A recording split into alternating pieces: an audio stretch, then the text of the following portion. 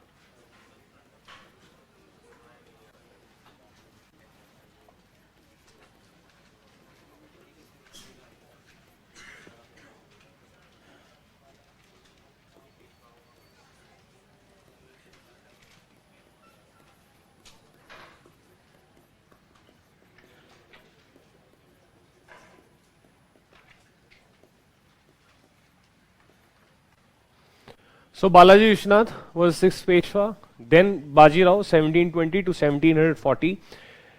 Chimaji Appa was the younger brother of Bajirao.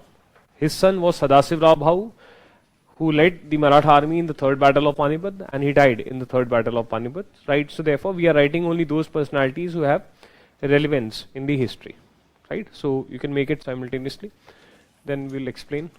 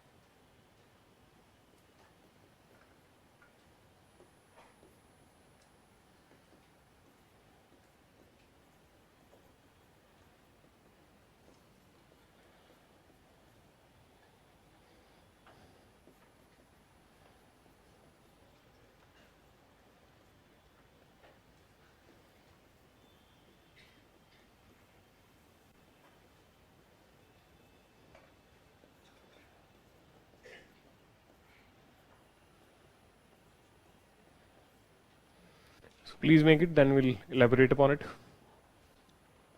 So for the purposes of so that how our mind should travel, because when you have this kind of flow chart, so I do not know whether I should after Bajirao 2040 should I go to Balaji Bajirao or should I go to Chimaji Appa, right? So therefore that's why the numbering is there. It is not ki kaun pehle aaya kaun baad mein aaya, it is the way you should read it, right? So that is what is there.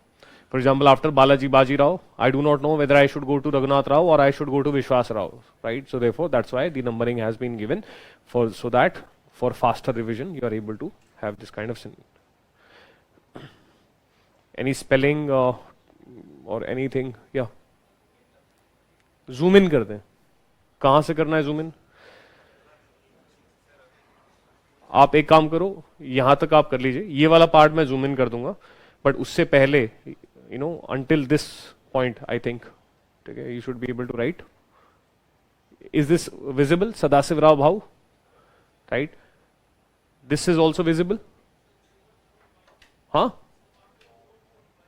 Overthrown by Nana Fadnis. FADNIS. Fadnavis, Fadnis. In Bar Bhai conspiracy, BAAR, BHAI conspiracy of 12 ministers of Peshwa's council. विश्वास राव का time period कुछ है नहीं, क्योंकि time period हम सिर्फ वहां लगते हैं जहां पे व्यक्ति पेशवा बना.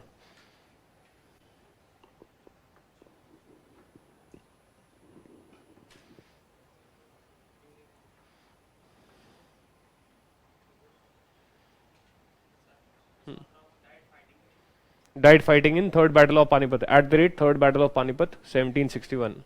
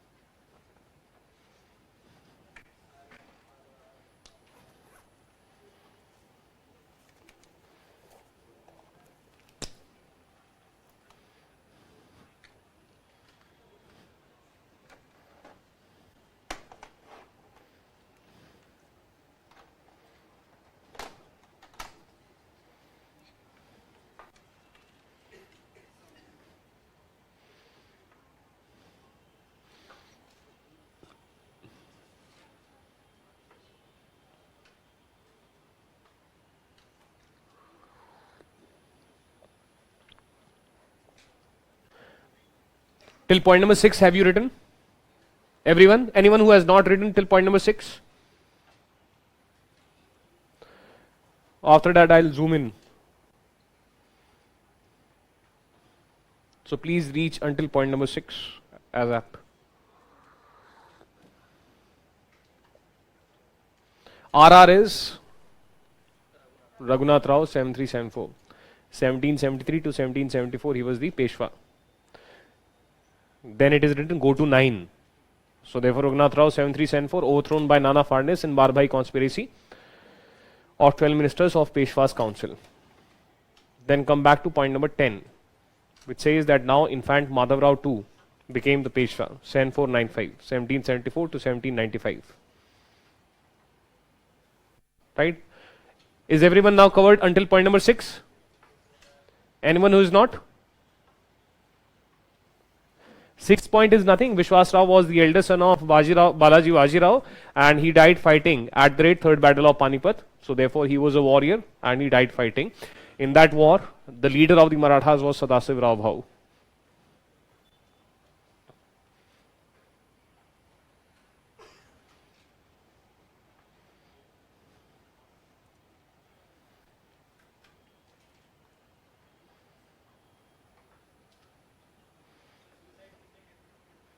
Suicide was committed by Madhav Rao. So when he's an infant in the year 1774, by the time he's 1795, he's like 26, 27 years of age, and he committed suicide because of over-controlling attitude of Nana Fadnis.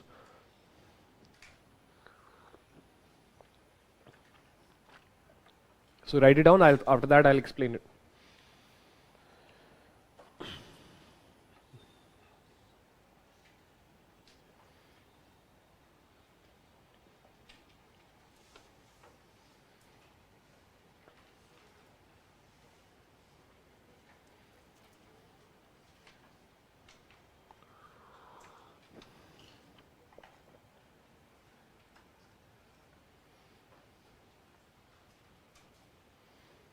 So basically जिनका रहता है वो साथ साथ में लिख लेंगे. We are let us explain this, right? So जैसे जैसे वहाँ पहुँचेंगे, so accordingly you can write, right? So Balaji Vishnath was the sixth Peshwa. It is because of him that Shahu 1949, 1719 to 1749 became ruler.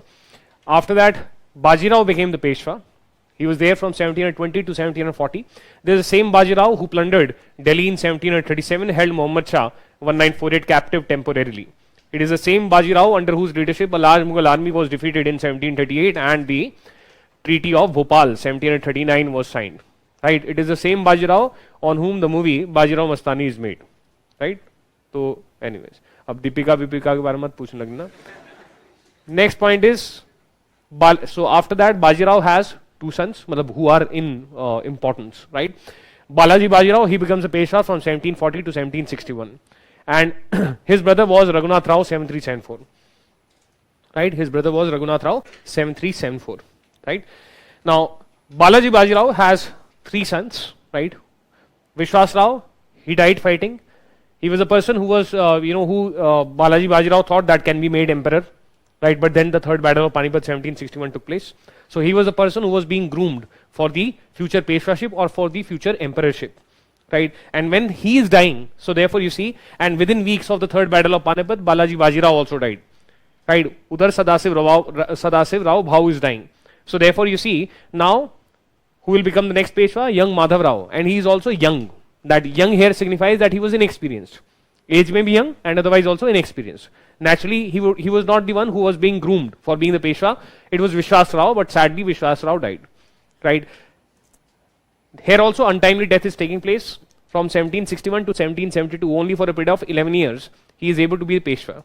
And therefore his younger brother Narayan Rao, he became the Peshwa. And he is serving only for 1 year. Why? Because he was murdered in conspiracy by Raghunath Rao, by his uncle Raghunath Rao.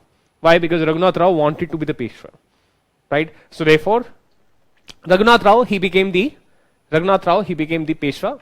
And however, within 1 year, that is 1774, he was overthrown by Nana Fadnis. Nana Fadnis was a very important minister in the Peshwa's council. From 1761, he was also participating in the third battle of Panipat, 1761. But after his return, he gradually gained influence under young Madhav Rao and then under Narayan Rao. And he wanted to take revenge of this conspiracy by Raghunath Rao to murder Narayan Rao.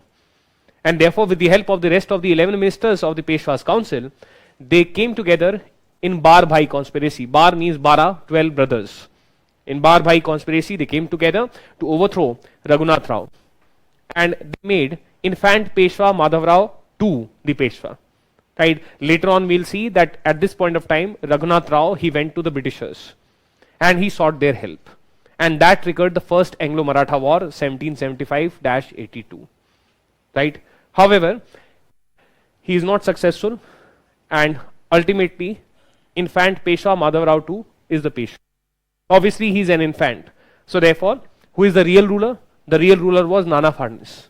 And Nana Fadnis did not want that the Peshwa, because he has the legitimate power, he should come under influence of other politicians. Or he should become part of power politics, or he should become part of factionalism. Right? ऐसा ना हो कि कोई कान भरते. Right? So therefore he was overprotective or he was over controlling. But that led to this sad event that he committed suicide in the year 1795. Right? And after this, yes, Nana Fadnis is called as the modern Chanakya. Right? He was very, very In fact, he was one of the first people to understand that the East India Company is not just a company, it is having political goals of establishing empire in India, right? However, with the suicide of Madhav Rao too, what will be the image of Nana Fadnis? It will suffer.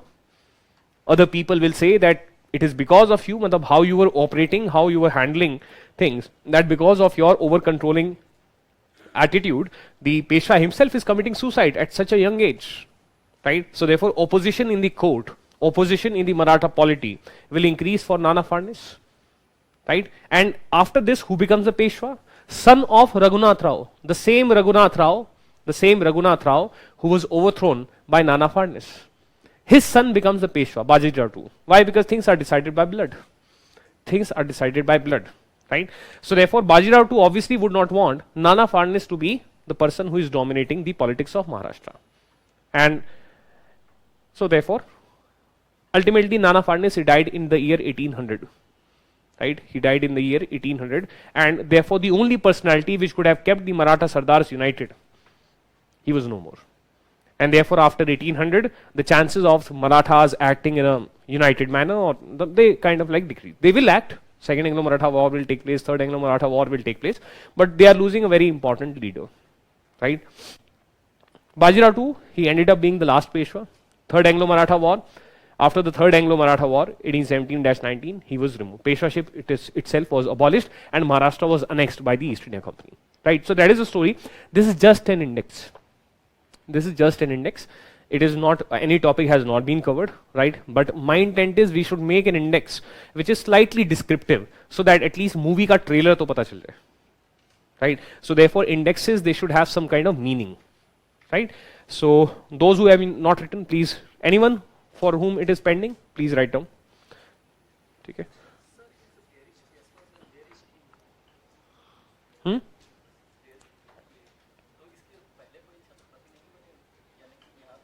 All of these are Peshwas. Chhatrapatis are there, but they are not important. After Shahu 1949, Chhatrapatis are there, but they are not important. They are just on paper. In fact, Chhatrapati became a prisoner of Peshwa in Satara. His monthly expenditure was also monitored. So the real power, it is with the Peshwa now. And therefore, as student of history, we are no more concerned with Chhatrapati until unless you are doing some PhD on the Marathas.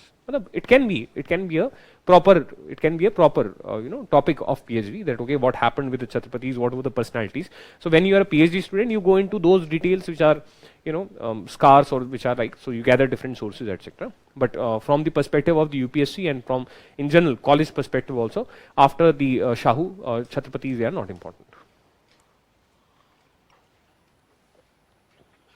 Vishnu is saying, sir, please repeat again. Repetition कुछ नहीं कर रहा मैं अभी, ठीक है? तो ये बस एक इंडेक्स है. If you are able to understand 20-30% of it, that is also fine.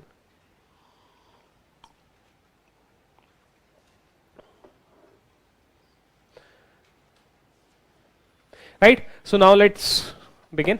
Right?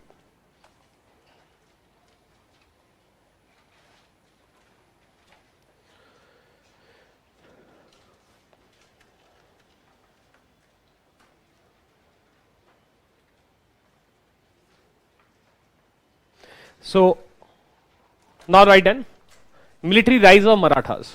Military rise of Marathas. ये बस एक डिक्शनरी है, because here when will be talking about these people, तो देयरफॉर आपको पता हो कि भाई ये लोग थे कौन, right? And whatever description I have given, it is consider it as a bonus, right? Things are going to come now, right? So military rise of Marathas, most of it we have already covered. Most of it we have already covered, right? But this will serve as a revision also, and we will also putting the Marathas as the hero now. So therefore, some slightly more details will be given, right? So that is the, otherwise आप सब कर चुके हो. For example, first point तो आपको पता ही है, लिखिए. In 1719, आपको पता ही क्या हुआ था 1719 में? In 1719 लिखो. In 1719, हाँ जी, क्या हुआ था बताओ? हम टॉपिक हेडिंग देखो, military rise of Marathas. Civil war खत्म हो गई थी, चलो ठीक है. और मिलिट्री राइज ऑफ मराठास लिखो, तुमसे ना हो पाएगा अभी.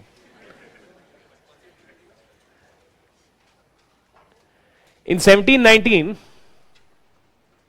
Marathas allied with Sayyid brothers. See, this is how your mind should normally work when you're talking about military rise. So we are talking about foreign policy, right? And you were talking about domestic policy. हाँ, तुम लिखने को introduction में बोल सकते हो, but वो तो point हम already लिख चुके हैं that by 1719 stability was reached, right? But if you look at the foreign policy, so what is happening in the foreign policy? Sayyid brothers they had allied with, देखिए जब हमारा hero Mughal था तो हमने कहा Syed brothers allied with Marathas. अब जब हमारा हीरो मराठा है तो हम क्या कह रहे हैं, Marathas assisted Syed brothers, right? Point same है. सो इन 1719 Marathas allied with Syed brothers. In 1719 Marathas allied with Syed brothers of Hindustani group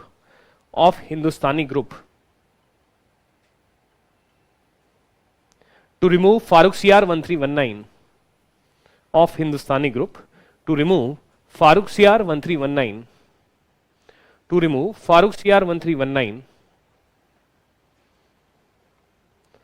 and place Muhammad Shah 1948 and place Muhammad Shah 1948 and place Muhammad Shah 1948 as puppet ruler. As puppet ruler.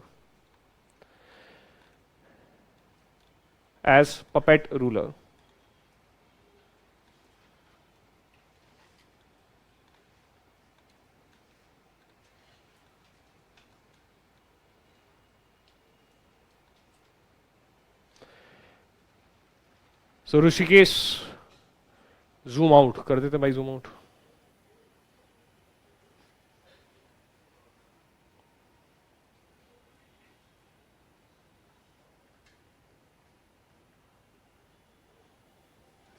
Right? So, sir, what is at the rate? वो E नहीं है, वो at the rate है. At the rate third battle of Panipat. Thank you, Ajita. Looks like crime news, all murders.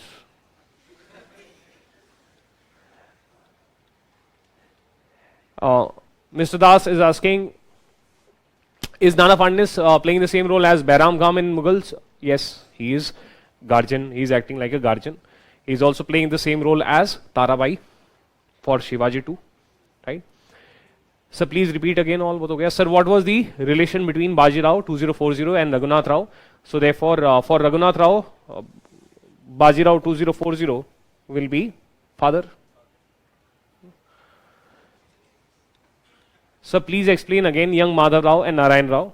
So nothing, after the third battle of Panipat, the people, Vishwas Rao who was being groomed as Peshwa and the existing Peshwa, they died. So Balaji Bajirao did not fight, but he died within the weeks of the third battle of Panipat. So after that, young Madhav Rao. Why we are adding the word young? Because he was inexperienced, right? So he served as Peshwa from 1761 to 1772. Also we are coming to know that since he was already young when he became Peshwa and he is dying in 1772, therefore untimely death was there, right? So therefore what we are coming to know that at the center, that is at the Peshwa level, strong leaders are no more there. And therefore something similar to Mughals after 1707 is going to take place in the Maratha polity. Because we had written that after 1761 there was period of decline. So after young Madhav Rao, Narayan Rao, who would be further young, he became the Peshwa. However, he was murdered in a conspiracy by his uncle, Raghunath Rao. Why? Because Raghunath Rao wanted to become Peshwa himself. He was successful, he became Peshwa in 1773. However, he was then removed by Nana Fadnis. Nana Fadnis or Nana Fadnavis. He was one of the most important minister among the 12 ministers of the Peshwa's council. He allied with rest of the ministers and they overthrew the power usurper Raghunath Rao, right? And then they made infant Madhav Rao II as the Peshwa. And since he is an infant, so who will be the real ruler? Real ruler will be Nana Fadnis, right? So that is what is there. Do already autonomous states have power to give mansabs? Yeah, they can run those states who are already autonomous, that means at the domestic level, they can give mansabs to anyone they want to give. Because simple point is, what is mansabs? Mansabs is basically every state needs a bureaucracy to run its affair. Every state needs a bureaucracy to run its affair. Every state needs administration and officials. So therefore, you will be appointing some person as superintendent of police. You will be appointing some person as district magistrate today, right? So therefore, every state has to, and since they are autonomous, so that means they can appoint these officials as they want, right? How were the central ministers chosen in the Mughal court? So, prince central ministers, they were chosen in the Mughal court as per the wish of the Mughal emperor. If he wants, he can make any person the minister. But yes, what was the tradition? If you have a good lineage, that is, if your father, if your forefathers, they come from aristocratic families, that is, they were also mansabdars, then chances of you becoming the minister will be very, very high. Right? Sir, in NCRT, the number of massacre by Nadir Shah is 30,000. Why? Figures vary. History, it has different sources. History, it is written by different people. Someone might just randomly mention something. Someone might just mention some other thing. So therefore, numbers, they are in disputes.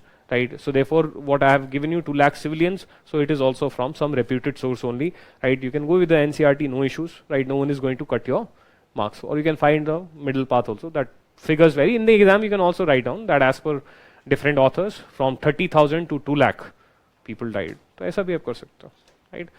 Sir, what is second half of 18th century? Second half of 18th century means 1750 से लेकर 1800. First half means 1700 till 1750.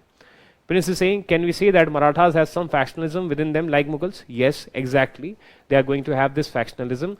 If Narayan Rao is getting murdered, it is nothing but proof of factionalism. If Raghunath Rao wants to become the Peshwa by removing the existing Peshwa, and for that he is willing to go to this extent, it is nothing but factionalism. If the ministers, which institutionally are lower compared to the Raghunath Rao, if they are coming together and they are able to overthrow, this is like Mansabdars coming together and overthrowing the existing ruler. This is nothing but factionalism. If now your emperor is a puppet, that is your Peshwa is a puppet, and the real power is with some Mansabdar. So here Nana Fadnis is like Sayyid brothers, and in fact Peshwa Madhav Rao too is like Muhammad Shah. Right? So that is nothing but factionalism. Right? If son of Raghunath Rao, Bajirao too, is fighting politics with Nana Fadnis to reduce the power of Nana Fadnis, then that is also nothing but factionalism. Factionalism, it simply means when the people who matter, that is the emperor and his ministers, they are not acting as a united force, but they are bickering among each other for their different reasons or selfish reasons. That simply means factionalism. Right? Factionalism is simple. The people who matter, that is the ruler and his ministers, right, or the ruling family, that is the people at the top, they are engaged in power politics, and that is hurting the interest of the nation or the country or the state. Right? That is simply factionalism. Whose son was in fact Madhav Rao too? It is clear, Narayan Rao ke niche Madhav Rao too. Right? So therefore I could have drawn it here also. So therefore these lines, they define the bloodline. Right? So that is what it is. Right? So I hope these small doubts, they can be there because your course has just begun. Right? So therefore Marathas allied with Sayyid brothers of Hindustani group to remove Farooq Siyar 1319 and place Muhammad Shah 1948 as puppet ruler. This much we had written, puppet ruler. In return, they got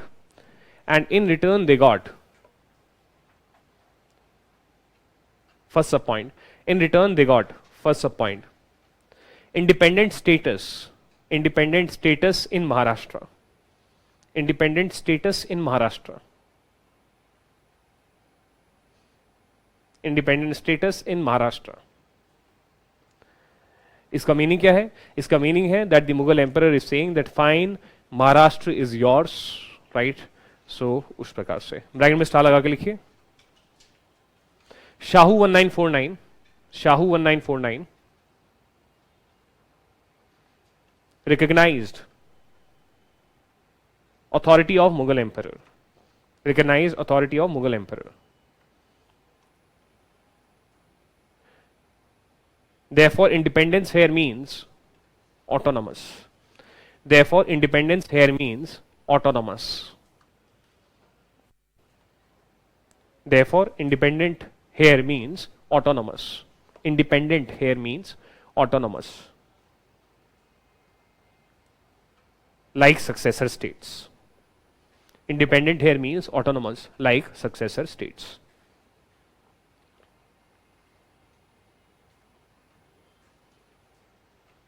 That is not legally, but in practice. That is not legally, but in practice, brackets closed. That is not legally, but in practice, brackets closed. Right? So Chhatrapati Shivaji never recognized the authority of the Mughal emperor, but Shahu did accept a mansab and therefore recognized that Mughal emperor, you are my emperor as well. But in reality, who was the real power person? Shahu. Right? Shahu 1949 was the real authority. वो तो बस paper tiger है. Right? This kind of scenario it is there. Second sub point. दूसरा क्या मिला? तो first they got independent status in Maharashtra. Second sub point. Chauth, CHAUTH, Chauth of Malwa and Gujarat. Chauth of Malwa and Gujarat. CHAUTH, Chauth of Malwa and Gujarat. Chauth माने 1/4 of the revenue. Chauth of Malwa and Gujarat. Third sub point. Chauth and Sardeshmukhi. Chauth and Sardeshmukhi. Chauth and Sardeshmukhi of 6 Mughal provinces. Chauth and Sardeshmukhi of 6 Mughal provinces of Deccan. 6 Mughal provinces of Deccan. 6 Mughal provinces of Deccan. It is not written in the books. It is not written in the books, right? So, but this is how UPSC thinks. So therefore, I also thought that my student, they should know it, right? So therefore, a natural question comes to mind: be कौन से 6 provinces? Which 6 provinces? Right? So therefore, so you can remember it like this: that ये Marathas का ख्वाब था. That this was dream of Marathas. Dream, it is also known as ख्वाब. Just that with triple B. KHA triple B. 6 Mughal provinces. Khandesh, comma, Hyderabad, comma, Aurangabad, comma, Berar, Bidar, Bijapur. Bidar, Birar, Bijapur. These are the 6 Mughal provinces of Deccan that we are talking about. And basically ये कुछ नहीं है. This is nothing but is equal to Hyderabad Suba. It is nothing but equal to Hyderabad Suba. Sir, Suba is also a province, हाँ. But this is how the books they are mentioning. So provinces माने मतलब छोटा वाला, जैसे अब बंगाल सूबा है, तो बंगाल सूबा is equal to Bengal plus Odisha plus Bihar. Bengal Suba is equal to Bengal plus Odisha plus Bihar. Right? So therefore, if some author wants to say that province of Odisha, तो ठीक है. In history, you are not that super technical. Right? कहने को कोई कह सकता है that province of Odisha was part of Bengal Suba. तो सर सूबा क्या है? सूबा भी province ही है. Right? So therefore, you can be authors, they can be liberal in using the terms. So it is nothing but one such liberal thing which is there. So, but this is nothing but Hyderabad Suba, the blue part that we have seen. Right? So therefore, this is your Hyderabad. On the left hand side of Hyderabad, there is this Marathas. Right? So therefore, all of these areas, even Hyderabad, I will show you on the map. Right? So, oh yeah. पहले दिखाया तो नहीं ना? Right?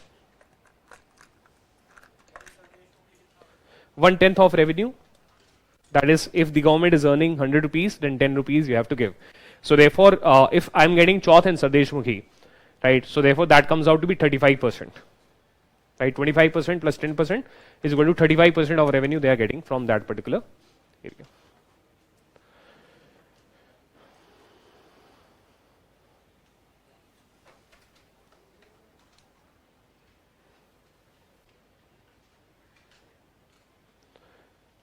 Right? I have marked it on the map also, right?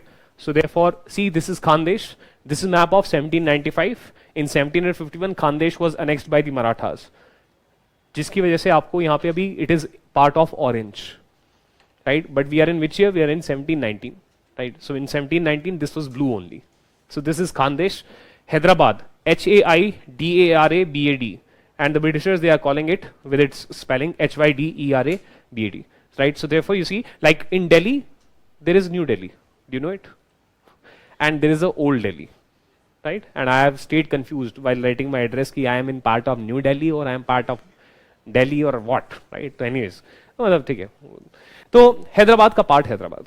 So this is all Hyderabad Suba, ठीक है? And Hyderabad, right? A, Aurangabad. Aurangabad is also underlined.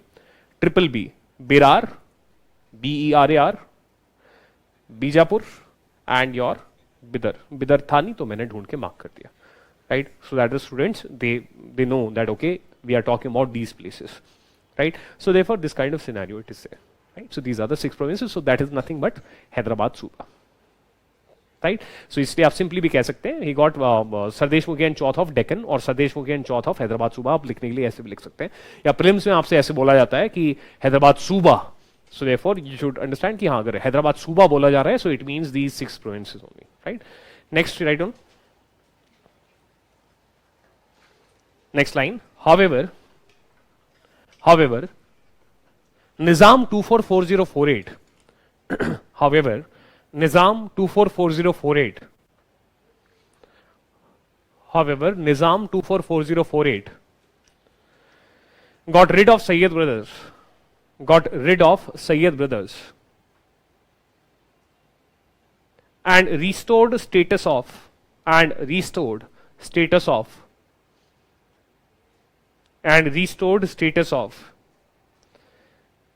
Shah 1948 and restored status of Muhammad Shah 1948. Restored status of Muhammad Shah 1948 and then became governor of Hyderabad Suba in 1724 and then became governor of Hyderabad Suba in 1724.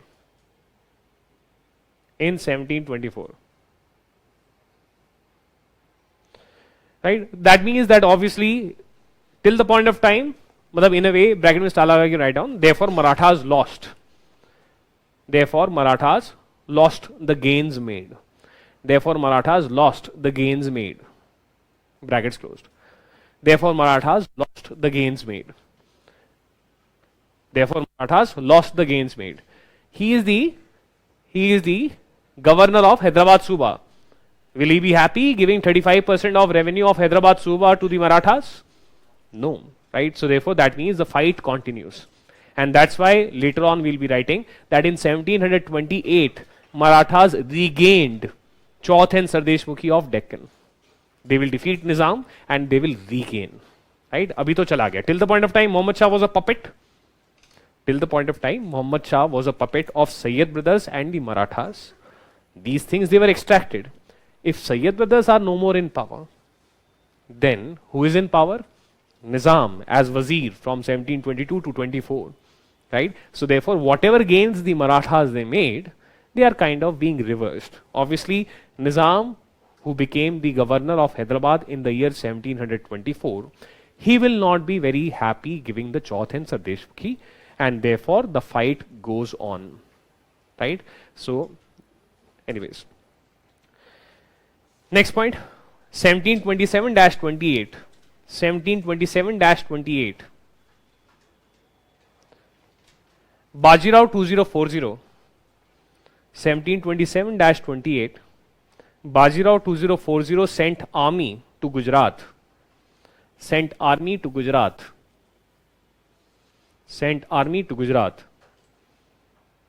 And extracted.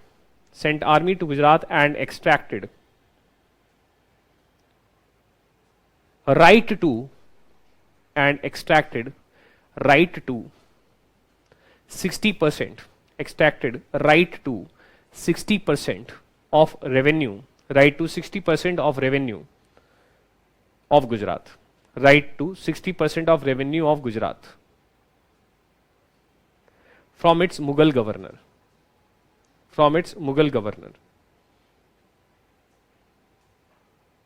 आपको मैंने पहले लिखवाया था या नहीं लिखवाया था कि Sardeshmukhi means 1/10 of revenue and chauth means 1/4 of revenue? नहीं लिखवाया, लिखवा देंगे, इसके बाद लिखवा देंगे, ठीक. Right to 60% of revenue.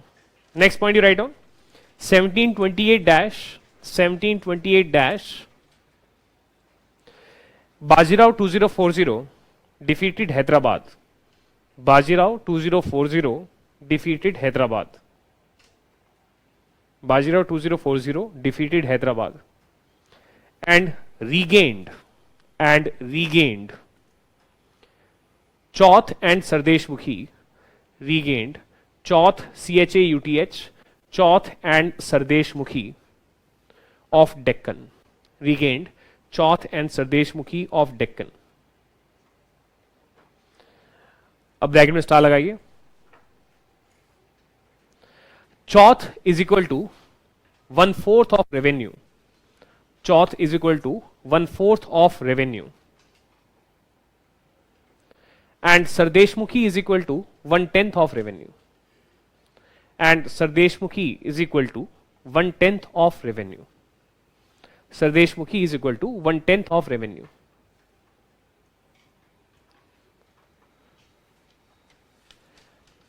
Full stop. Chauth was a tool of foreign policy. Chauth was a tool of foreign policy. Therefore, only applied on. Chauth was a tool of foreign policy. Therefore, only applied on foreign states, only applied on non-Maratha, only applied on non-Maratha territory, only applied on non-Maratha territory, non-Maratha territory. In return for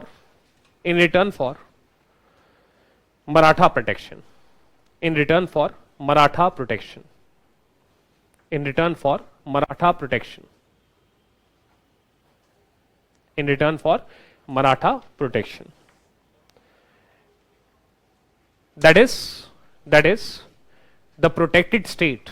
That is the protected state. That is the protected state. Gave 1/4 of revenue. That is the protected state. Gave 1/4 of revenue. Gave 1/4 of revenue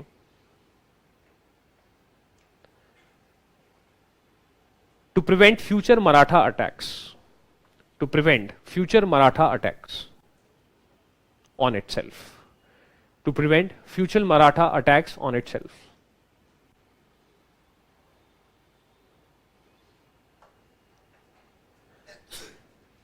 Next line, Sardeshmukhi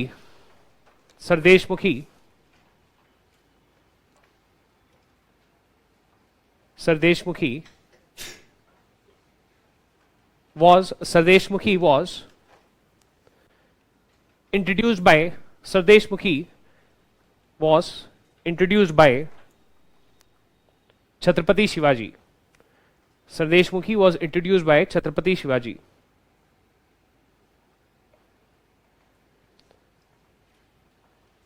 Sardeshmukhi was introduced by Chhatrapati Shivaji. Full stop. Deshmukhs gave 1/10 of revenue. Deshmukhs gave 1/10 of revenue to Chhatrapati as symbol of recognizing his authority. As symbol of recognizing his authority. As symbol of recognizing his authority. As Sardeshmukh. As Sardeshmukh. As symbol of recognizing his authority as Sardeshmukh. That is head of Deshmukhs. That is head of Deshmukhs. That is head of Deshmukhs. Brackets closed. So basically this is the meaning of, so Sardeshmukhi, so when Chhatrapati Shivaji began his अच्छा एक और point इसमें आप लिख सकते हो, एक और पॉइंट इसमें लिख लो. Sardeshmukhi can be applied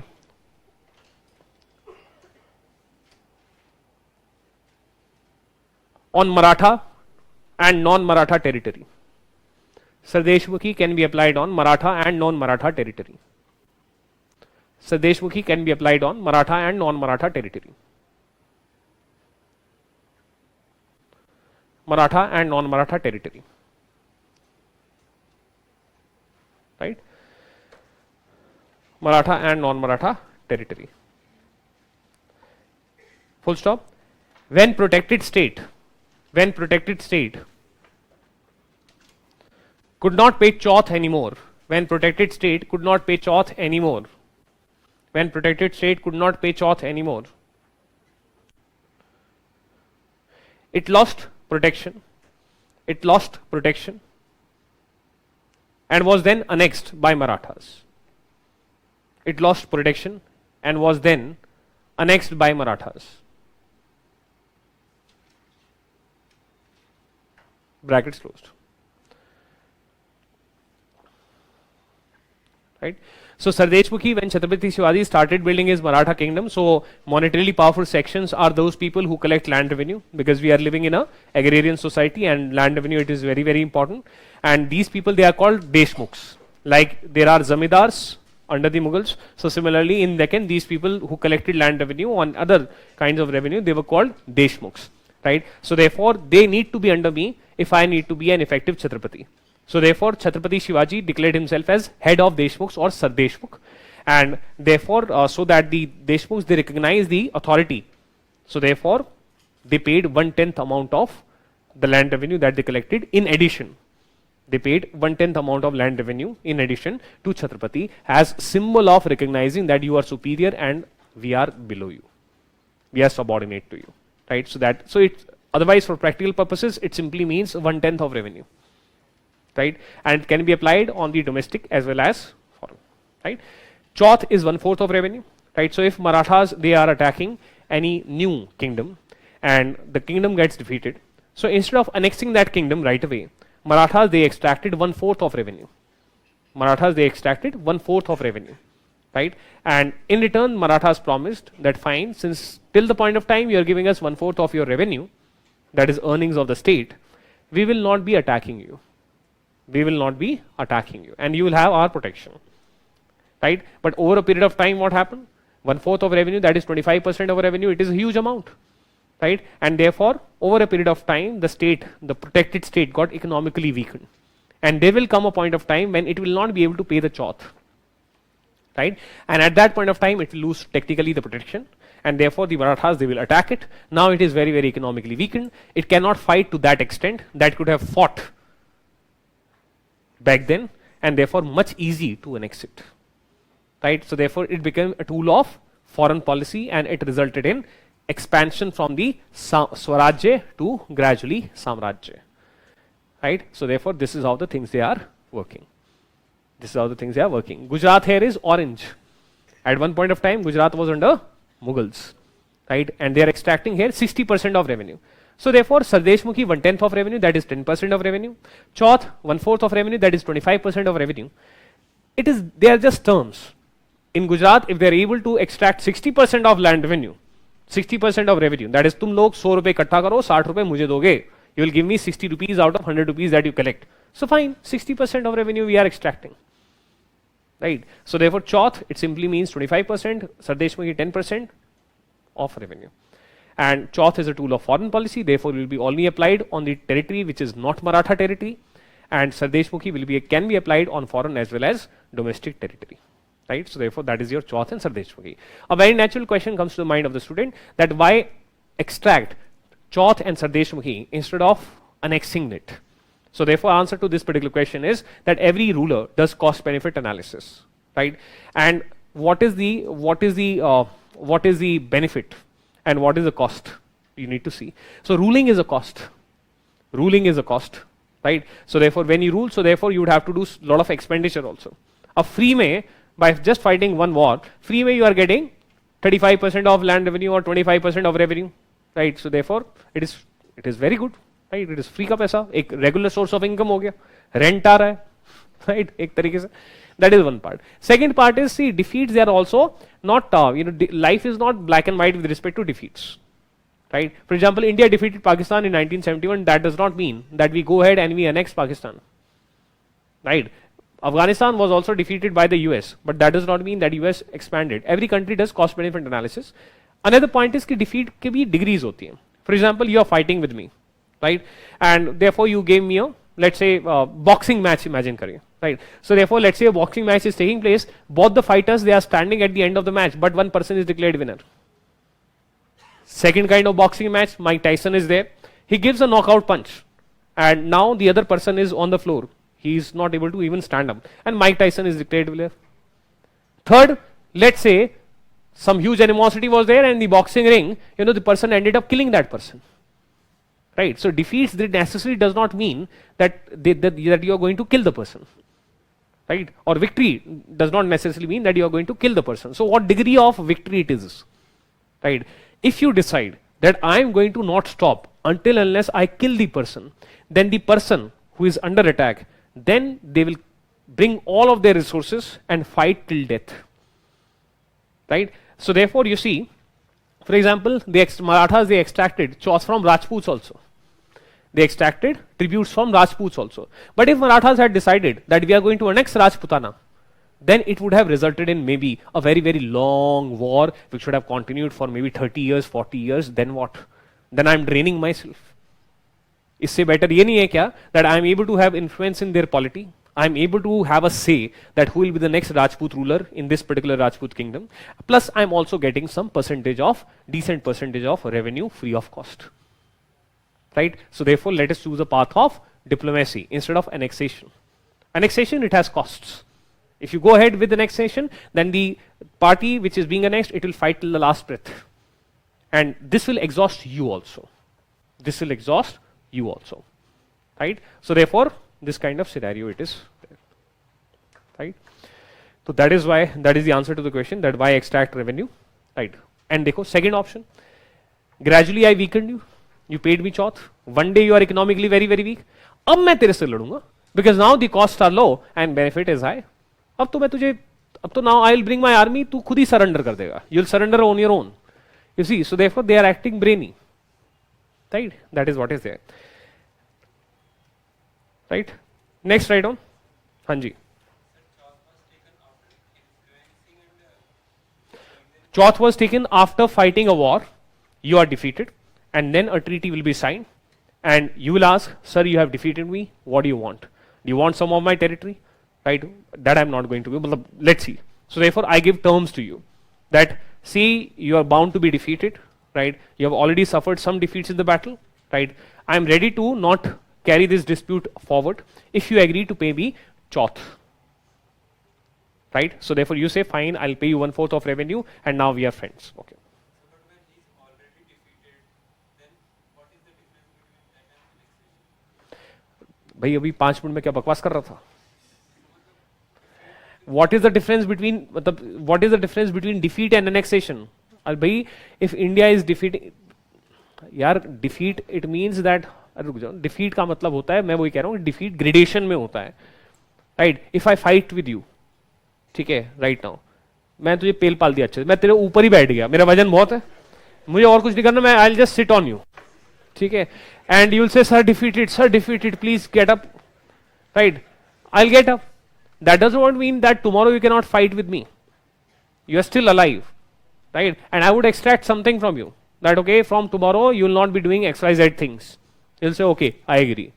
This kind of defeat. Another defeat is कि मैं तुझे punches मार जा रहा हूँ, ठीक है, your 32 teeth are, out. This kind of scenario, ठीक है, this is a bigger defeat, right? I can maybe extract some of your territory, I can take your money also, I can take your something other, right? एक होता है भी मार ही दिया करती, right? So therefore it depends. There are degrees of defeat. And for annexation is a very big thing. Annexation is the last thing. Annexation is like, I am saying that I'm not accepting you as a ruler. I want to end your rule itself, and I'm going to annex you. Then you will fight till your last breath. Right? And if you're fighting till your last breath, then it can be a very long drawn war. Whereas पहले में तूने 5 ही minute में कह दिया कि चलो ठीक है सर, ओके, राइट? सो डिफीट मतलब किस लेवल की डिफीट है, उस पर डिपेंड करता है. कॉस्ट है, अनेक्सेशन तक जाओगे it might result in a huge this thing. Civil war भी हो सकता है, मॉडर्न टाइम्स से तो सिविल वॉर हो सकता है. Napoleon for example he defeated the Spanish army, right? But the Spanish people, they said that we are not going to accept defeat, and they started guerrilla warfare, and that became a major reason for defeat of Napoleon. He could not he could not defeat the people, right? Because you do not know that in plain civilian clothes you are Vietnam, right? So Vietnam War, 1961 to 1975. So therefore it carried on like, you know, for, and ultimately US got defeated. Militarily तो easily defeated, but annexation it is like you are going for a very big thing, right? It means very very big defeat. So removal of Delhi Sultanate, first battle of Panipat 1526 is a very very comprehensive defeat. So किस level की defeat है उस पे depend करेगा whether you are able to annex or you are able to sign only some kind of a positive treaty or you are able to end it at what level. There can be status quo also.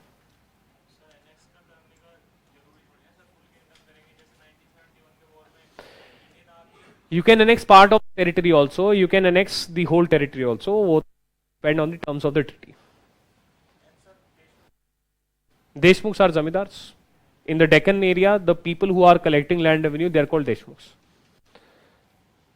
The Deccan area, the people who have the work of collecting land revenue, they are called Deshmukhs. In the northern India, the people who have the work of collecting land revenue, they are called zamindars. Right? Next, write down 1731. 1731. Marathas defeated. 1731. Marathas defeated joint attack. 1731. Marathas defeated joint attack. Joint attack by Nizam 244048. By Nizam 244048 and local chiefs of Gujarat. And local chiefs of Gujarat. Local chief means like there are Maratha Sardars who have some private army. Similarly in Gujarat also there can be some Sardars or some local chiefs. Right? So therefore in 1727, in 1728, Gujarat is facing a defeat and agreeing to pay 60% of revenue, obviously unhappy. Right? In 1728, Hyderabad is defeated, and therefore at that time he is accepting that I'll pay you Chauth and Sardeshmukhi, but obviously unhappy. So after 3 years, right, these two are coming together, the local chiefs from Gujarat and Nizam, and they lead a joint attack, and that also gets defeated. Right? So therefore, this kind of scenario. Next, 1729. ये थोड़ा सा chronologically उधर चलेगा because I wanted to cover this particular region, Hyderabad वाला लगातार से. 1729 captured Malwa. 1729 captured Malwa and reached Rajasthan. Captured Malwa and reached Rajasthan. Right? That means they are now starting to attack Rajasthan. They can attack Rajasthan. They are touching the border. Next, 1736. 1736. Defeated Portuguese. 1736. Defeated Portuguese and Ethiopian Muslims. Defeated Portuguese and Ethiopian Muslims.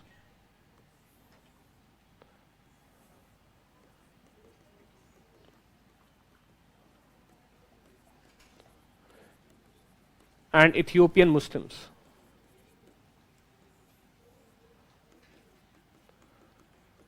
And Ethiopian Muslims.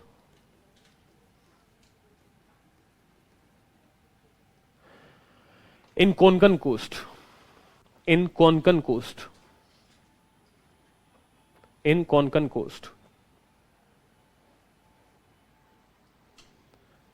In brackets डाल लगा के. This signifies naval strength. This signifies naval strength of Marathas. This signifies naval strength of Marathas. This signifies naval strength of Marathas. This signifies naval strength of Marathas. Why? Because Portuguese, they were a naval power, and Ethiopian Muslims, they are naval power, right? So therefore Ethiopia, it is somewhere here, right? And therefore Ethiopian Muslims, they had used the monsoon winds, and they had traded with India since, ancient times or medieval times or whatever, and they had settled in the Konkan coast, some territory in the Konkan coast. This is Konkan coast, this is Malabar coast, right? So they had settled in the Konkan coast at somewhere, and therefore your Portuguese, they are removed, and Ethiopian Muslims, they are also removed. So therefore this signifies the naval strength. It was a naval battle in which Portuguese and the Ethiopian Muslims, they were defeated, right? So Konkan coast, यहाँ पे Goa. In Goa you have Konkani language. In Goa you have Konkani language, and here Malabar coast. So therefore roughly Goa, it is like, you can say Goa, it is here at the tip. ऐसा कोई perfect boundary नहीं है, but you can say Goa is at the kind of like the tip, right? Next, write down 1737. 1737. Bajirao 2040 plundered. Bajirao 2040 plundered. Bajirao 2040 plundered. Bajirao 2040 plundered Delhi, plundered Delhi, and kept Muhammad Shah 1948 temporarily captive. And kept, plundered Delhi and kept Muhammad Shah 1948 temporarily captive. CAPTIVE, temporarily captive. Plundered माने attacking and looting. Next point, 1738. 1738. Marathas defeated a large Mughal army led by Nizam. 1738. Marathas defeated a large Mughal army led by Nizam.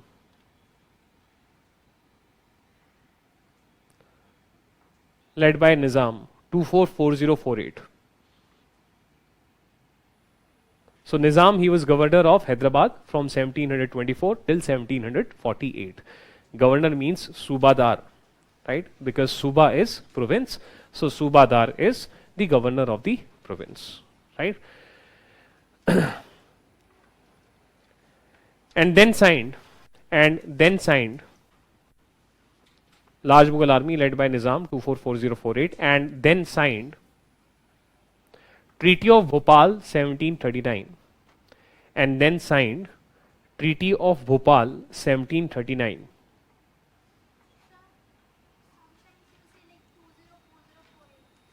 To four 20 कभी नहीं बोला मैंने, गलती से बोला है क्या? नहीं बोला, मैं तो हमेशा 244048 बोला है. 244048, right? 244048, right? Treaty of Bhopal 1739, where they got Suba of Malwa, where they got Suba of Malwa, where they got Suba of Malwa, and sovereignty, Suba of Malwa and sovereignty, Suba of Malwa and sovereignty over all territory, sovereignty over all territory between river, sovereignty over all territory between river Chambal and Narmada, sovereignty between all territory between river Chambal and Narmada, right? So therefore this whole area, it is coming to them. This is Hyderabad, this is Marathas,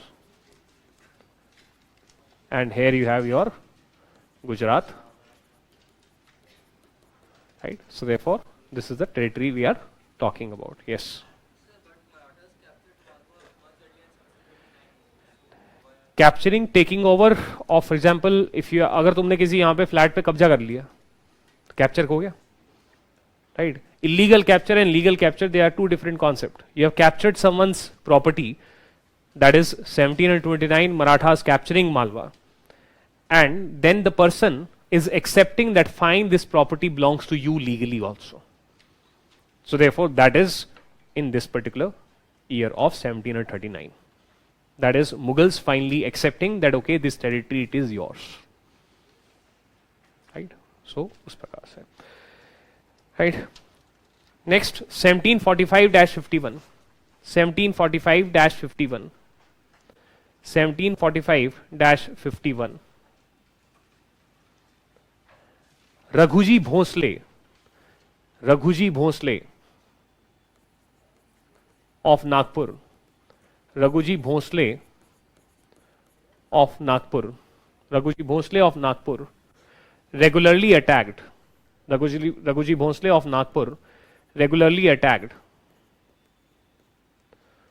Raghuji Bhosle of Nagpur regularly attacked Bengal Suba. Regularly attacked Bengal Suba. Regularly attacked Bengal Suba. Regularly attacked Bengal Suba.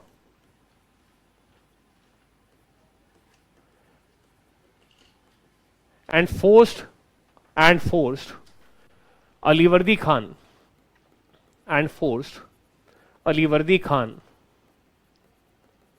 4056 and forced Alivardi Khan 4056 ALI VARDI Alivardi Khan 4056 to give Odisha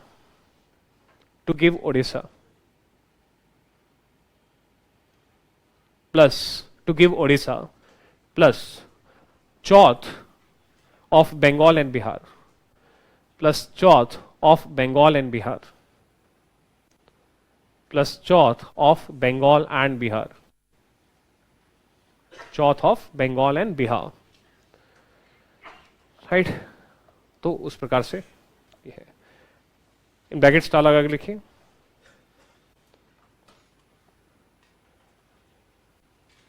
Chauth was paid until 1757. Chauth was paid until 1750. After which EIC controlled Bengal. After which EIC controlled Bengal Suba. After which EIC controlled Bengal Suba.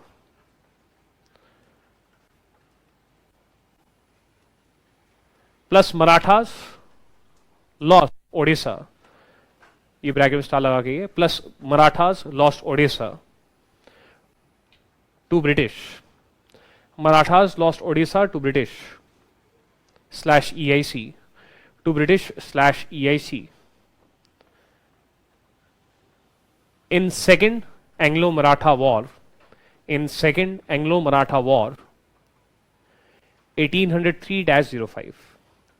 In Second Anglo-Maratha War 1803-05. In Second Anglo-Maratha War 1803-05. Brackets closed. So this is like simply telling you about some of the facts in future. So Britishers, they feel strong enough to not pay chauth to the Marathas, and Marathas are also then not attacking the Britishers, because Marathas, they are also aware about the strength of the East India Company, right? And Marathas, they lost Odisha finally during the Second Anglo-Maratha War. So therefore that is about Odisha, right? So that is like a, we are tapping into the future. थोड़ा सा बस ऐसे ही एक fact आपको लिखवाया, right? Next 1751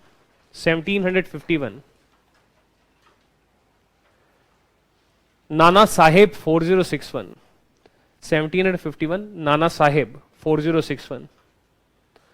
Nana Sahib 4061 attacked Hyderabad's territory. Attacked Nana Sahib 4061 attacked Hyderabad's territory in Konkan. Attacked Hyderabad's territory in Konkan. Attacked Hyderabad's territory in Konkan. So this is Konkan coast. Until Goa, this is your Konkan coast. कोई perfect नहीं है. यहाँ पे Malabar M यहाँ से start हो रहा है, right? But in Goa, you speak Konkani language, and you can find maps where the Konkan coast it is coming till here also, right? So therefore, it is like not a clear boundary, right? So, but Konkan coast, Malabar coast, Coromandel coast, right? So that is the coastline of India. And in the Konkan coast, what is the territory of Marathas? What is the territory of Hyderabad? Khandesh, right? See, Khandesh ka key, it is coming till here, right? So therefore, that is what is. 1751, Nana Sahib 4061 attacked Hyderabad's territory in Konkan, and signed Treaty of Bhalke, Bhalke, and signed Treaty of Bhalke, where Salabat Jung, Salabat, Salabat Jung, Jung, where Salabat Jung 5162, where Salabat Jung 5162, in bracket 1751-62, comma Nizam, in brackets 1751-62, comma Nizam. So therefore, after that, Nizam becomes a title. So Salabat Jung is also a Nizam, like Chin Kulich Khan was a Nizam. Similarly, Salabat Jung is also a Nizam. So Nizam ul Mulk's original name was Chin Kulich Khan, like Murshid Kuli Khan, Quli, Chin Kulich Khan, right? So us prakar se. So Salabat Jung, he is accepting that fine, Khandesh, it is yours, right? So क्या लिखा हमने? Via Treaty of Bhalke, where Salabat Jung 5162 gave Khandesh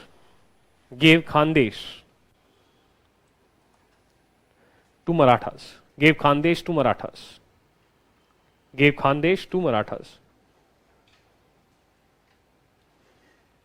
Next point, 1751 onwards. 1751 onwards.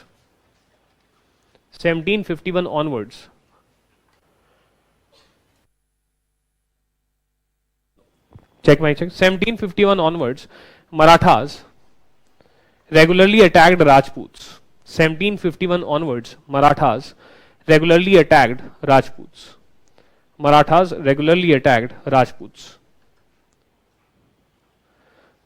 Full stop. They extracted annual tributes.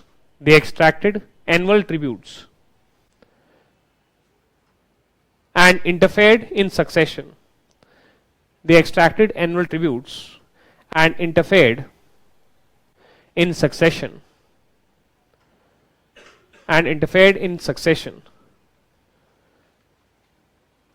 But could never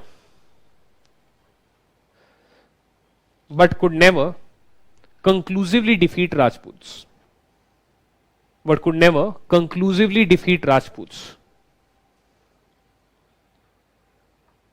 Therefore did not try for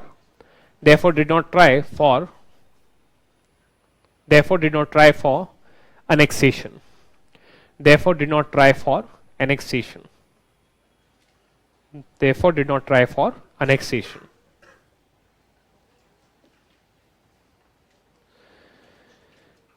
Next, 1752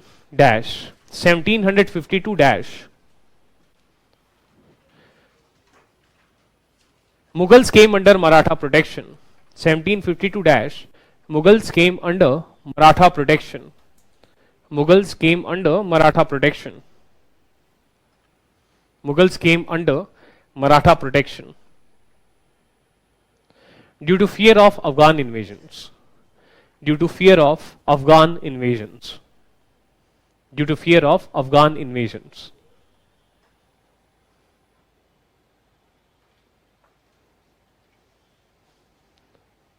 Brackets ताला रखे.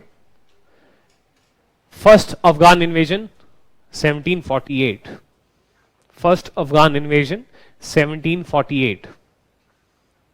Comma second 1756-61. 1756-61. Comma third 1799. brackets close. So 3 Afghan invasions, 2 by Ahmad Shah Abdali and 1 by Zaman Shah, 1799, right? So anyways, next point, 1754 dash, Marathas interfered in Mughal succession. 1754 dash, Marathas interfered in Mughal succession. Marathas interfered in Mughal succession and placed Alamgir II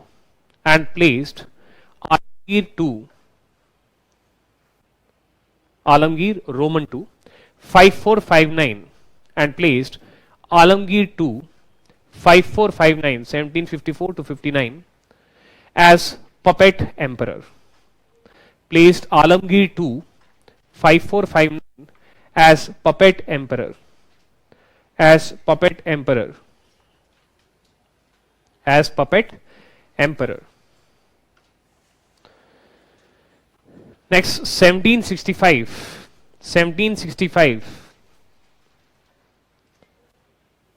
Marathas defeated Mysore. 1765. Marathas defeated Mysore and extracted. Marathas defeated Mysore and extracted tribute. And extracted tribute. And extracted tribute. 1766. 1766. अब देखो हैदराबाद को कितना डर है. 1766. Even so, imagine what big power Marathas will be. That this is happening after third battle of Panipat, 1761. Right? And these northern sarkars, they are given by Hyderabad to the East India Company in return for promise by the East India Company, that is the Britishers, that tomorrow if Marathas attack us, if Mysore attack us, anyone attack us, you will protect us. Right? So therefore it is the fear of Marathas. So 1766 dash, Hyderabad gave northern sarkars to EIC. Hyderabad gave northern sarkars to EIC. Hyderabad gave northern sarkars to EIC. Northern sarkars to EIC in return for military protection. In return for military protection. In return for military protection from Marathas and Mysore. In return for military protection from Marathas and Mysore. You see Mysore, it is here, dark orange. It is southern neighbor of Hyderabad. Marathas, they surround Hyderabad from the three sides now. Right? In return for protection against Marathas and Mysore. Next, 1795.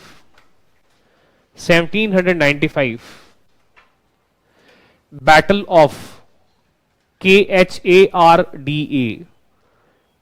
Kharda. Battle of Kharda. Kharda. Delhi, America. Kharda. Battle of Kharda was last battle between Marathas. Was last battle between Marathas and Hyderabad. Was last battle between Hyderabad and Marathas. Were Marathas victorious? Were Marathas victorious? Were Marathas victorious? Were Marathas victorious? First off, EIC stayed neutral. EIC stayed neutral. क्यों भाई, ये तो गलत बात है ना भाई. If Marathas, if northern sarkars has been given by Hyderabad to the East India Company in return for protection, so therefore the East India Company should have helped the Hyderabad against the Marathas, but they are staying neutral. The reason was that from 1775 to 1782, we are in 1795, from 1775 to 1782 there was this first Anglo-Maratha war, when Mr. Raghunath Rao was removed by Nana Fadnes in Barbhai conspiracy. After that, Mr. Raghunath Rao had gone to EIC in Bombay, and requested help, that please help me become Peshwa again, and I will give you some territories, Salsatya and Basin I will give you. Salsatya and Vasai I will give you. And this had triggered the first Anglo-Maratha War 1775-82. Right? In 1782, the war was finally ended and Treaty of Friendship was signed between the Marathas and the East India Company, leading to a military alliance between the Marathas and the East India Company. Right? What were the reasons? Reasons we'll see later, but I'm giving you a hint. One of the reason was Tipu Sultan. 8299. 1782 to 1799, Tipu Sultan. And Tipu Sultan or Mysore wanted to dominate whole of South India. And therefore he was seen as a common enemy, or Mysore was seen as a common enemy by the East India Company, which is interested in doing trading, etc. Hyderabad, Marathas. Right? So therefore, this kind of scenario. So you are Hyderabad, you are my friend since 1766, I am East India Company. You are Marathas, you are my friend since 1782 because of Treaty of Salbai, where we signed. We'll write it down later on. So my two friends are fighting, how can I take sides? But Hyderabad is feeling cheating. Right? So therefore then offer is given to Hyderabad 3 years later. Ki Hyderabad, do you really want protection? Hyderabad is like, or so then offer is given that okay, you should sign subsidiary alliance with us. Subsidiary alliance or subordinate alliance. When you sign that alliance, your foreign policy and your military will come under my control. But I promise you that I'll protect you. And Hyderabad accepted. And therefore became the first state to sign subsidiary alliance with the Britishers. What is subsidiary alliance? We'll discuss. But in summary, it means if a country signs subsidiary alliance with another country, then the country B takes over the foreign policy and the military of this subordinated country. So subsidiary alliance is like a patron-client relationship. So it is an alliance, but between a superior power and a subordinate power. Right? The superior power will control the foreign policy and the military of the subordinate power. Right? In domestic affairs, no interference, but foreign affairs, they have gone under the control of the foreign power. Right? So that is what is there. So write down. Hanji? In a way. So protectorate kind of scenario. You're talking about protectorate. So in the modern sense of the term, the protectorate is very similar to subsidiary alliance. In protectorate, if you are a protectorate, then your foreign policy and your military is under the control of the foreign power. For example, Korea, not just North Korea, South Korea, the whole Korea. Korea became a protectorate of Japan. In the year 1905. In the year 1905, Korea became protectorate of Japan. So that is the meaning. EIC stayed neutral.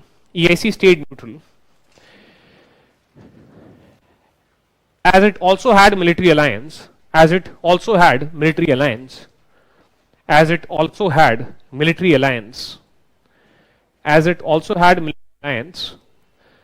with Marathas since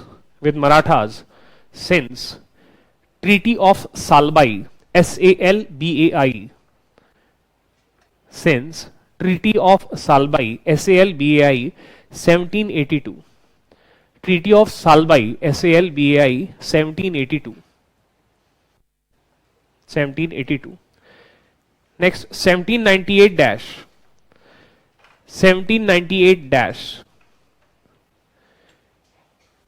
Hyderabad became first Indian state.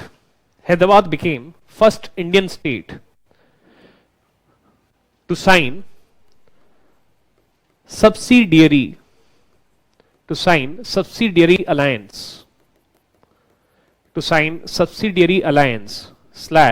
subordinate alliance subsidiary alliance slash subordinate alliance with EIC. Hyderabad became first state to sign subsidiary alliance slash subordinate alliance with EIC. With EIC. With EIC. Where it lost control over foreign policy and military to EIC. Where it lost control over foreign policy and military to EIC. Where it lost control over foreign policy and military to EIC. And in return, got military protection. And in return, got military protection of EIC. And in return, got military protection of EIC. Military protection of EIC.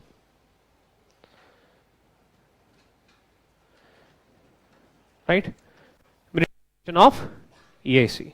Right? So therefore, this is the kind of scenario which is developing. You can do a homework like exercise for yourself, and that homework like exercise is map. आपसे एक या दो बार तो बनवा चुका हूं ना मैं, कि दो बार बनवाया, एक बार बनवाया, एक बार बनाया और एक बार अभी तो आज भी तो बनाया है ना. So anyways, but what exercise that you can do is roughly, right? The exercise is that try to think, okay, Marathas, right? Marathas. This is Delhi, right? So 1719. This is Delhi, 1700. Last sentence लिख लीजिए. Marathas failed to defeat Sikh. Marathas failed to defeat Sikh. Marathas failed to defeat Sikh.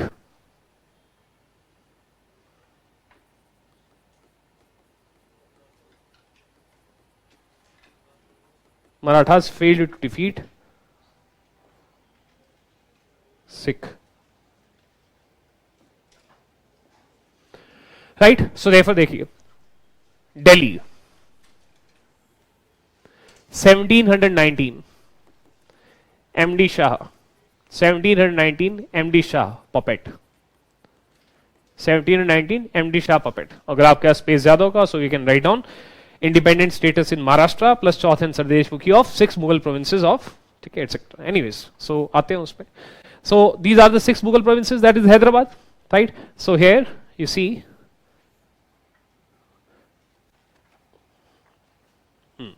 so therefore 1719 C and S, Chauth and Sardesh Mukhi of 6 Mughal provinces of Deccan मिले थे 1719 में, right? Plus second independent status in Maharashtra. These are the two things that you are getting in 1719, right? After that, what is happening? 1719, फिर उसके बाद क्या है? 172040 उसके बाद 1700. अगर हम दिल्ली पे फोकस करें तो दिल्ली, मतलब ऐसे मेरे को क्रोनोलॉजी मेरे को वो रट्टा लगता है, दिल्ली पे फोकस करते हैं तो दिल्ली के हिसाब से the next important event that is taking place with respect to Delhi is what? 1737 you are plundering Delhi and keeping Muhammad Shah as a temporary prisoner. So plunder. 1738 Treaty of Bhopal, a large Mughal army, because we are seeing Delhi as the seat of the Mughal emperor, right? So therefore Treaty of Bhopal, it is being signed, and as part of the Treaty of Bhopal, what are you getting? You are getting Suba of Malwa, and you are getting all territory between river Chambal and Narmada, right? So you are getting sovereignty over all of these territories. Treaty of Bhopal. So ये दोनों areas हमारे इस time पे orange हुए, right? Treaty of Bhopal 1739. After that Delhi 1752. 1752 it is coming under Maratha protection, right? And then Alamgir II, he is a puppet. Alamgir II puppet, ठीक है, 5459, right? So therefore Delhi तो यहां तक हो गया, ठीक. उसके बाद if you are looking at, let's say, Hyderabad, so Hyderabad में अभी तक क्या देखा? That okay, Hyderabad 1719 we got Chauth and Sardesh Mukhi of the 6 Mughal provinces, but after that we had lost it. So next one, when do we get it?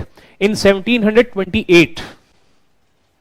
In 1728 we again got Chauth and Sardeshmukhi, right? In 1727, we got 60% of revenue, 60% of revenue of Gujarat in 1727, right? This is how we are expanding in South India. This is how we are expanding. 1728, 1727, 1728. Then we reached Malwa in 1729 also.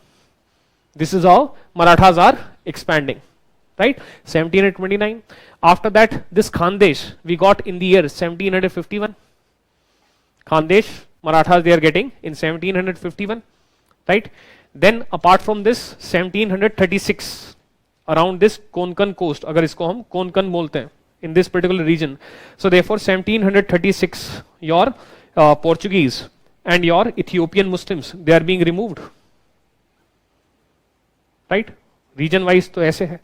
Mysore के case में तो क्या था कि 1765 tribute was extracted after defeating Mysore in 1765, right?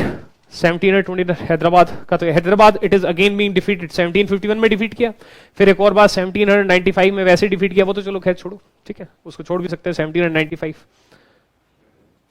ठीक है, मतलब उसको ठीक है अभी हटा तो सकते हैं. 1795 में भी डिफीट किया, राइट? दिस इज व्हाई इतना हैदराबाद डरा हुआ है कि ये 1766 में it is given to the East India company,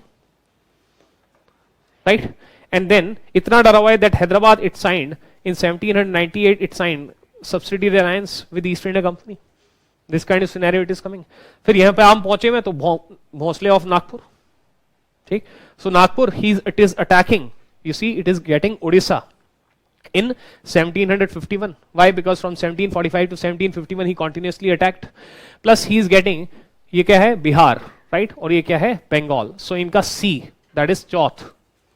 You are getting Chauth in 1751. Right? You're getting Chauth in 1751. So therefore, you see, this is how the things are there. I don't think I have missed anything. Right? तो ये तो सब हो गया, है ना? उसके बाद from 17 Rajasthan. So from 1751 onwards, they continuously attacked and extracted what? They extracted tribute from Rajputana, interfered in their succession. So therefore, you see, you have a map with you. And you have converted all these things into this thing, and you can visualize. You can visualize that okay, this is how the Maratha power it was expanding. You can think that okay, Delhi में कब कब क्या हुआ? अच्छा Delhi में ऐसे ऐसे हुआ. You can see अच्छा हैदराबाद में कब कब क्या हुआ? अच्छा ये हुआ ये हुआ ये हुआ. This is self-organization. In a different pictorial manner, you have done self-organization, right? So therefore, if you engage in such exercise on your own, wherever you feel कि अच्छा, you must have felt that sir is making us write down so many facts, but facts are there. Fine, name of the battles or battles are there, right? So how to make that thing also slightly more intellectual?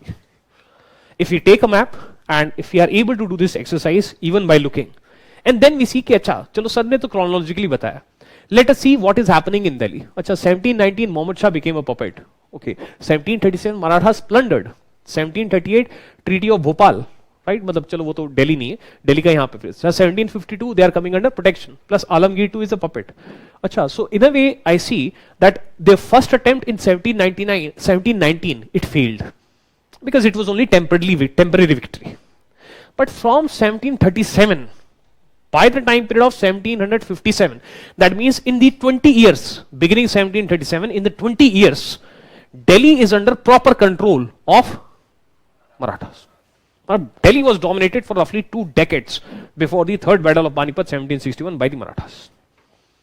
मतलब Marathas, they are the proper ruler of, they have proper control of the Mughal emperor from 1737. ऐसा मतलब roughly हम कह सकते हैं. 1757 is one of important year. तो अच्छा, Britishers their rise began in 1757. उससे 20 साल पहले तक who is dominating Delhi? Marathas. And from this perspective, I can say that the Britishers, their political rise when it began, at that time, Marathas were the number one power of India. Right? अच्छा, huge amount of animosity between Marathas and the Hyderabad. तो वहां देख लेते हैं. अच्छा, 1719, Marathas they got Chauth and Sardeshmukhi, but temporary. After that, they got Chauth and Sardeshmukhi in 1728 also. Plus then in 1731, defeat. ये रह गया था. Right, 1731 local chiefs of Gujarat and Nizam had come together, so वहां पे भी defeat, right? Then in 1700 95 में defeat, 1751 में defeat, Khandesh ले लिए, right? So मतलब ऐसे you can analyze region wise rather than chronology. See, when you study chronology wise ना, I know there is a sense of satisfaction that we know that in which year what happened. But trust me, the real intellect is when you pick up not chronology, but when you pick up a concept and the concept is, let's say, Delhi, right? So therefore the next level is Delhi में कब क्या क्या हुआ. The next level is अच्छा, because topic UPSC will not be asking you to draw chronology. UPSC क्या पूछेगा? Tell us about the dispute between, मतलब ऐसे पूछा नहीं अभी तक, may not ask, but tell us about the rivalry between Marathas and the other regional powers. This will be the question. So therefore, in your mind, if the notes are structured in this manner, okay, one of the regional power is Hyderabad, right? So let me devote first paragraph to rivalry between Marathas and Hyderabad. Second paragraph to rivalry between Marathas and Rajputs. Third paragraph, rivalry between Marathas and Mysore, right? Marathas and Bengal. Marathas and Mughals, मतलब गुजरात तो खैर चलो. So you see, this is how your paragraphs. So chronology, fine. For the purpose of when you're reading something for the first time, chronology matters. It's okay. Psychologically, we get a sense of satisfaction. अच्छा क्या क्या हो रहा था time wise. But in reality, exam में क्या काम आएगा? Not chronology, but some other concept. जैसे concept is Hyderabad versus Marathas. This is concept. Hyderabad versus Mughal Emperor. This is a concept. Right? So उस प्रकार से. ठीक. अब अगर आप जैसे आपने अब ये कर लिया, ठीक है? So then if there is a question which talks about Maratha versus Mughal Emperor, so you will begin with pre-Aurangzeb death. That is, you will begin with Aurangzeb, and then you will mention that from मतलब बीजापुर के बारे में mention करोगे. Then you will mention that there was by 1705 Marathas they began defeating Aurangzeb. And then जो हमने ऐसे ही लिख दिया था एक sentence that in the first half of 18th centuries Marathas reversed all territorial gains made by Aurangzeb.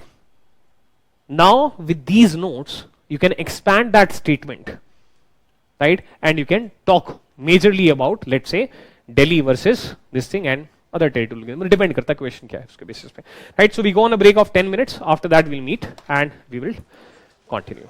हाँ जी. Bharatpur kingdom, it withered away after 1763. Maharaja Suraj. So last line write down. Therefore by mid 18th century, Marathas emerged. Therefore by mid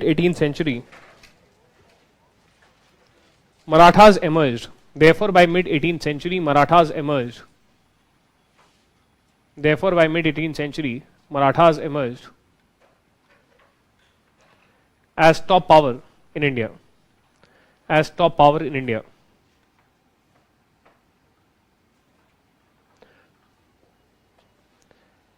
And it was third battle of Panipat, and it was third BOP 1761, and it was third BOP 1761 that halted HALTED, that halted their rise. That halted their rise. And thereafter their decline began. And thereafter their decline began.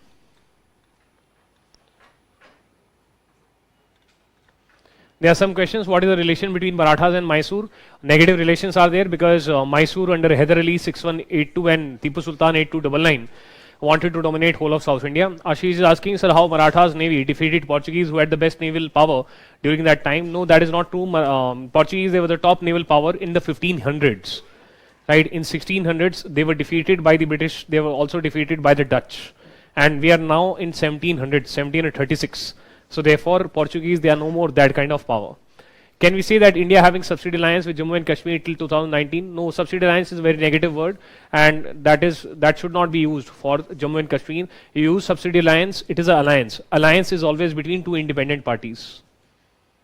And as soon as you say that subsidy alliance between Jammu and Kashmir and India, then you are saying, in your view, Jammu and Kashmir is independent, which is not true. Sir, if you mention plus also subsidy alliance is a very negative relationship. Right, and the government of India has done a lot of positive things for the Jammu and Kashmir as well, right, in terms of expenditure, etc., etc. Next, sir, if you mention first Afghan invasion, is it first invasion into Hindustan or only in Maratha kingdom? It is first invasion after modern Afghanistan is set up by Ahmad Shah Abdali in the year 1747. So even before 1747, invasions from Afghanistan they did take place, but modern founder of modern Afghanistan was Ahmad Shah Abdali. After Nadir Shah death in 1747, Ahmad Shah Abdali, who was a very trusted person of Nadir Shah. So with Nadir Shah, Ahmad Shah Abdali also came to India as his commander. But once 1747, Nadir Shah died. So therefore, Ahmad Shah Abdali declared himself as king of Afghanistan. He was so impressed by Nadir Shah that he called himself, that Afghanistan Empire is also called Durrani Empire. Durrani was the surname of Nadir Shah. Right? So therefore, Ahmad Shah, it is like he is borrowing it from there. So now we write down the heading, Third Battle of Panipat 1761. Third BOP 1761. Third BOP 1761. Third BOP 1761. So let us first of all write down that this battle was fought between who and who, right? So therefore write down fought between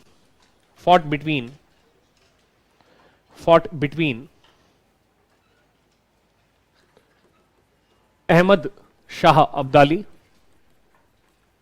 fought between Ahmad Shah Abdali, fought between Ahmad Shah Abdali slash Durrani, Ahmad Shah Abdali slash Durrani. Bracket में star लगा के थोड़ा सा विवरण करते हैं इनका माने इसका, ठीक. So write down founder of modern Afghanistan, founder of modern Afghanistan Ahmad Shah Abdali कौन था? Founder of modern Afghanistan.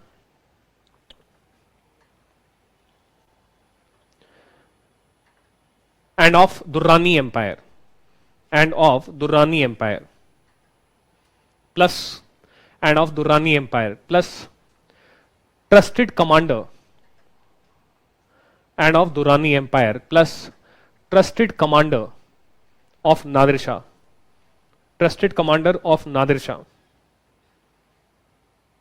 plus declared himself, trusted commander of Nadir Shah, plus declared himself king of Afghanistan, declared himself king of Afghanistan, declared himself king of Afghanistan after Nadir Shah's death 1747, after Nadir Shah's death 1747,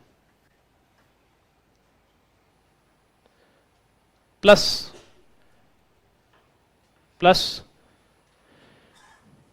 began first Afghan invasion 1748, began first Afghan invasion 1748, that failed, began first Afghan invasion 1748, that failed, plus began second Afghan invasion, plus began second Afghan invasion 1756-61, plus began second Afghan invasion 1756-61, that concluded in third BOP 1761, that concluded in third BOP 1761, brackets closed. So therefore that is about Ahmad Shah Abdali, right? Why he is beginning the Afghan invasion in 1748? Because he knows that India, it is weak now under the Mughals. 1738 Mughal army defeated by the Marathas. 1739 Battle of Karnal, where Nadir Shah defeated the Mughals. So therefore India is after that, or Mughals, they are after that economically weak because huge amount of loot of wealth by Nadir Shah.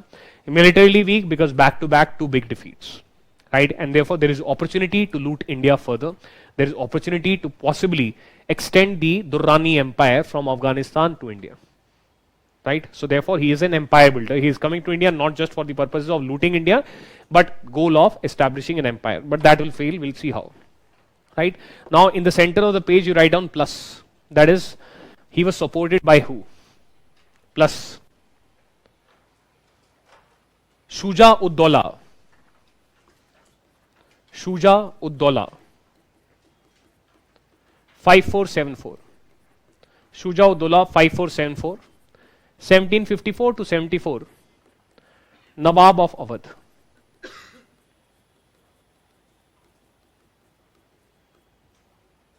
Bracket में star लगा के 1754-74 नवाब of Awadh, bracket में star लगा के wanted to weaken Marathas,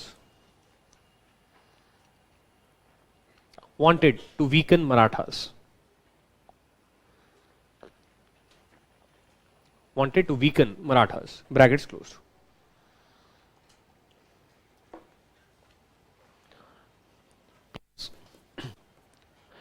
Plus Najib Uddaulah, Najib Uddaulah, in brackets Rohilla Afghan, in brackets Rohilla Afghan, ruler of Rohilkhand, ruler of Rohilkhand, plus Farrukhabad, Farrukhabad under Bangash Pathans, Farrukhabad under Bangash Pathans. And these are the Afghan kingdoms in India. These are the Afghan kingdoms in North India, east of Delhi, east of Delhi, that is on the right hand side of Delhi. East is right, west is left, on the right hand side of Delhi.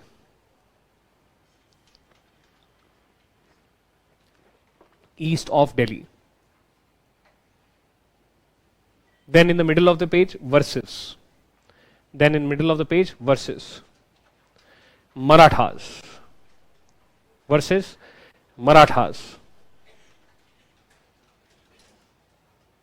Versus Marathas. Plus versus Marathas. Plus Jats. Plus Jats under Surajmal. Jats under Surajmal. Jats under Surajmal. Temporarily supported Marathas. Temporarily supported Marathas. Temporarily supported Marathas.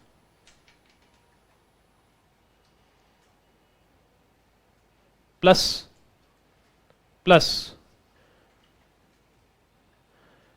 Mughal emperor, plus Mughals, in brackets only technically,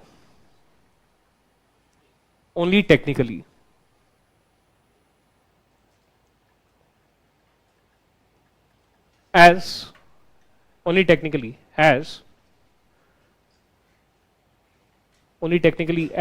इसमें तो multiple चीज देख सकते हैं, only technically as Mughals came under Maratha protection,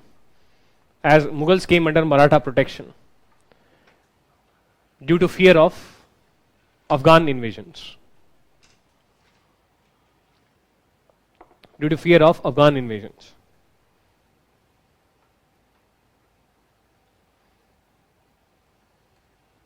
Plus supporters of Abdali are technically part of Mughal Empire. Supporters of Abdali are technically part of Mughal Empire. Awadh is a successor state, and these Farrukhabad and Rohilkhand, they are also technically part of Mughal Empire only. So therefore ये बस नाम का है. That is, it is only some Mughals who are in alliance with the Marathas. वो it is just आप exam में मतलब from the simple purpose. So bracket में स्टार लगा लीजिए for practical purpose,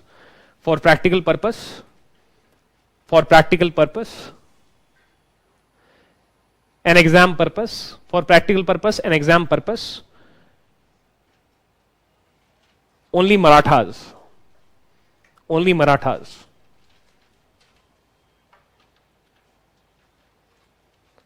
versus others, right. So third battle of Panipat कहीं exam में लिखा हो it was fought by the Mughals, मतलब नहीं, टेक्निकलिटी है कि देखिए some of the Mughals who were there in Delhi, they were in alliance with, for example, there was this person Imad ul Mulk. Imad ul Mulk. He is also known by the name of Gaddar ul Mulk. He is also known by the name of Gaddar ul Mulk. He was one of the grandson of Nizam ul Mulk. 244048. He was one of the grandson of Nizam ul Mulk. And this person was responsible for killing Ahmad Shah Bahadur 4854. 1748 to 1754. This person was responsible for murder of Alamgir II, 5459. He was in alliance with the Marathas and he is controlling Delhi at that point of time. So from that perspective, but otherwise the technically also the Mughal emperor Shah Alam II, 6006, 1760-1806. He is not in Delhi. He has ran away from Delhi due to fear of Imad ul Mulk कि अब ये मुझे भी मारेगा. And he was residing in Awadh at that point of time. Right. So you see, when you say Mughals, so fine. It's like only those who are in control of Delhi. Right. They are some of the Mughals we can say. But otherwise, so Awadh is also a successor state. So if Awadh is a success, if Awadh is part of Mughals, right. So therefore, वो कुछ नहीं है, just a technicality है. I could have skipped that also. Anyways, write down next heading reasons. Reasons. Jats के बारे में क्यों? क्योंकि temporarily only they supported. Right? Personality conflicts were there between Maharaja Surajmal and Marathas. Some books they said that Maharaja Surajmal was not respected properly by the Marathas. Something like that. So therefore, for all practical purposes, we can say that Marathas, they were not supported by any Indian power. They were alone. Why do you think it was there? Why do you think Marathas were not supported by any Indian power? Very good. Chauth, Sardesh Mukhi, repeated attacks. Policy of attacking, looting, extracting revenue, attacking, looting, extracting revenue. And therefore, be it Rajputs, be it Sikh, be it others, everyone is like, we are not siding on the side of the Islamic powers, but we are not siding on the side of Marathas also. I am using the term Islamic power because Shekhar Bandyopadhyay used it. For example, it was one of the, or it was some other books they also use. For example, it was one of the reasons for Shuja-ud-Dawla, that is religion, because at that point of time religion is important. So religion was one of the reasons that he chose to be on the side of the Ahmad Shah Abdali. Plus he also wanted, religion is obviously secondary. Number one is obviously a king. For a king, number one is political power. So therefore he wanted Marathas to be weakened. Because Awadh ke just niche Orange Party hai. Right. So it is because of the constant policy of plundering the areas outside Maharashtra that in the time of need Marathas they are not able to get help. Marathas they approached Awadh also, but Awadh decided to support Ahmad Shah Abdali instead of Marathas. Right. So therefore because of this factor they are staying neutral. Right. So write down reasons. First sub point. Conflict between two rising neighboring powers. Conflict between two rising neighboring powers. Two rising neighboring powers. Two rising neighboring powers. Two rising neighboring powers. That is Marathas in India. That is Marathas in India and Abdali in Afghanistan. That is Marathas in India and Abdali in Afghanistan. In brackets डाला गया लिखिए foreign policy principle. Bracket में डाला गया लिखिए foreign policy principle. Usually neighbors are not friends. Usually neighbors are not friends. Especially if equal powers. Usually neighbors are not friends, especially if equal powers. Usually neighbors are not friends, especially if equal powers. Brackets closed. Right, because if you are neighbors, you are bound to have some disputes. If you are neighbors, you are bound to have some disputes. Nation is summation of people who feel one. And therefore nation is summation of families. So therefore, just look around. Neighbors are usually bound to have some disputes, right? So imagine you are living in a flat, right? So what is the problem? You look at your roof and water is dripping. Sealan aa gayi hai, right? And your mother is constantly bickering about the neighbor. Pata nahi kya karti hai, pata nahi kya karti hai, right? So neighbors are usually not friends. You are sitting in your balcony and suddenly water is dripping on your feet. And upar wali auntie is, kapde sukha rahi, right? Clothes, right? So therefore you see, neighbors, they have a dispute, right? You are sleeping in the night and suddenly some dum, some light music is playing. What kind of people are they? Right? Neighbors, they have disputes. Neighbors, they have disputes, right? Land wise also, neighbors, they will always have disputes. That this much, what is the boundary? What is the exact boundary? Right? So neighbors, they have multiple kind of disputes, right? So in the international politics also, this principle is there that usually neighbors are not friends. For example, why India and Iran are very good friends? Because they are not neighbors, and in the middle they have a common neighbor called Pakistan. So therefore both can sit together and they both can bitch about Pakistan, right? So therefore, usually our mothers, they are very good friends with neighbors, neighboring auntie, right? In kitty party, etc. Right? So therefore, this kind of scenario, right? So whenever there are two rising neighboring powers, both are aspirational, both want to have greater territory under their control. So there will be always such territory which is desired by both, and they will have fear of each other as well. They will have fear of each other as well, right? So therefore, France and Germany, be it World War I, be it World War II, they are neighbors. Germany on this side, France on the left side, right? So therefore, you see in World War I, World War II, in both the wars, some disputes were there which played important roles. Some disputes were there between Germany and France, right? This kind of scenario, right? India and Pakistan, although not equal powers, but bitter rivals, because Pakistan thinks that it is an equal power. Khayali pulav. So therefore, you see this kind of thing, right? So anyways, rising neighboring powers, they will have disputes. So both of them, they want to build a bigger empire, and naturally conflict will be there, right? So that is what we have written. Full stop. In 1756, second Afghan invasion began. In 1756, second Afghan invasion began, and Afghans raided, Afghans mane Abdali, raided northern India. Afghans raided northern India. Plus Abdali appointed son Timur Shah. Abdali appointed son Timur Shah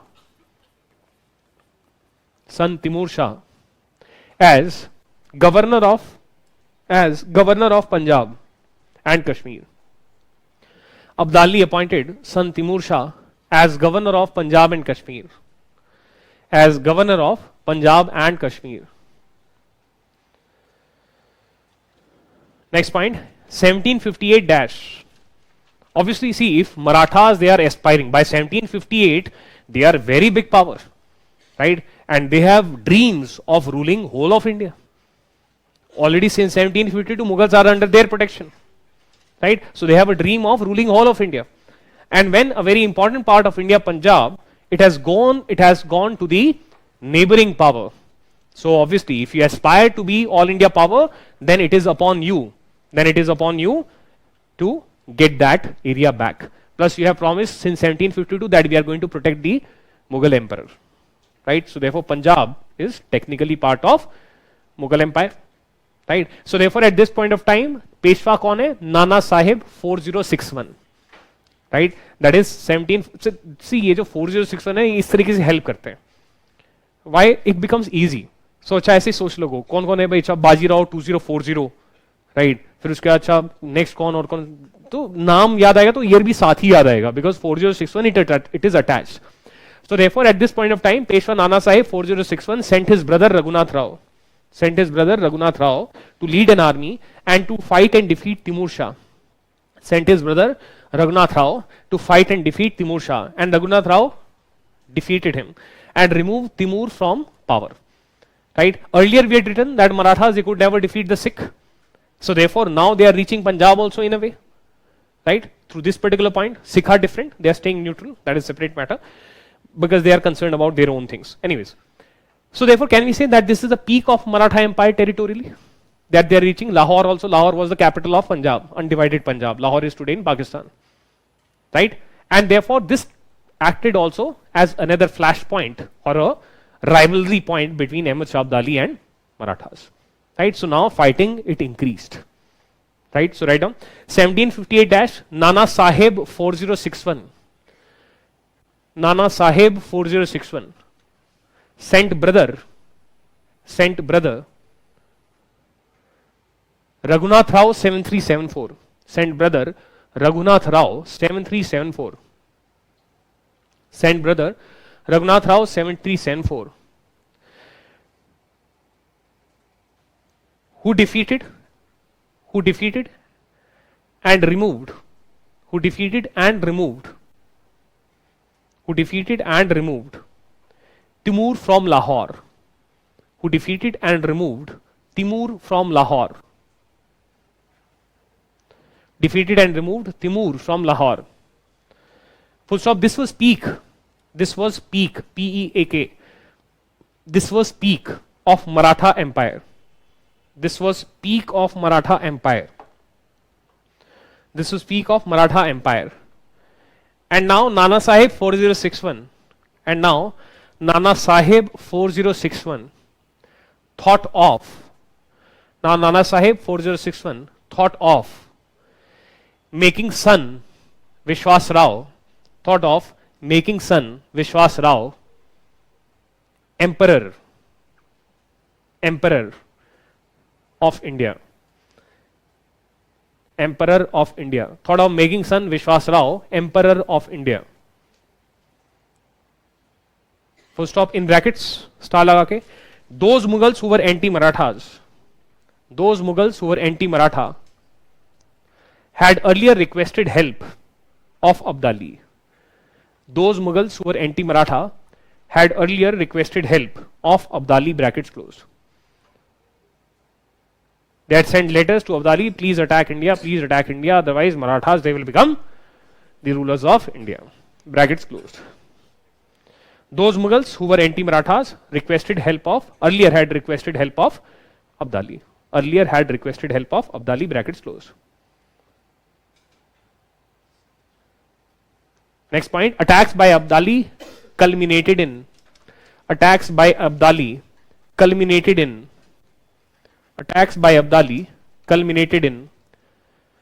Battle of Panipat 1761. Attacks by Abdali culminating in Third Battle of Panipat 1761. Next point, why Abdali won? Why Abdali won? See, we are not preparing for the exam of NDA. We are preparing for the exam of UPSC. We are preparing to be civil servants. Therefore, be it world history, be it current affairs, or be it Russia-Ukraine war which is taking place today, or the wars which took place earlier. Our focus should be on, we'll be at the peak of our career. We might be functioning as NSA, right? At the peak of our, we might be functioning as, foreign secretary or something like this, right? So therefore, the technical part it is going to be the domain of the military generals. That is, when to attack, how to attack, exactly which. So these are going to be part of the domain of military generals. What is going to be our domain? We should know. We'll be responsible for policy making and foreign policy. So we should know why wars began.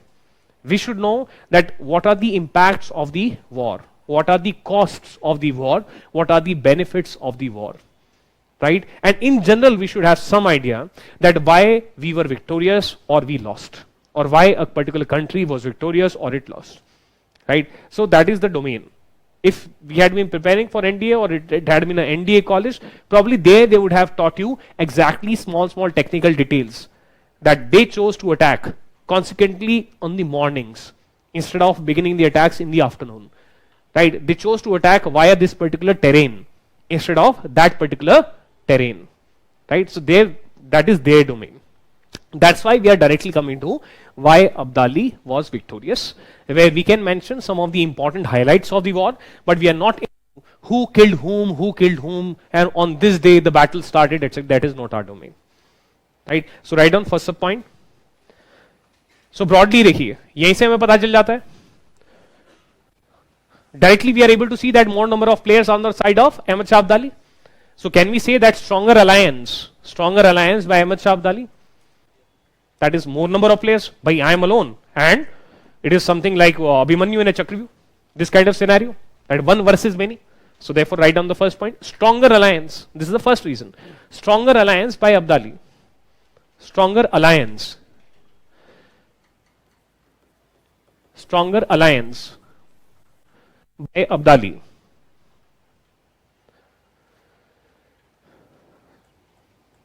Full stop. Awadh supported Abdali. Awadh supported Abdali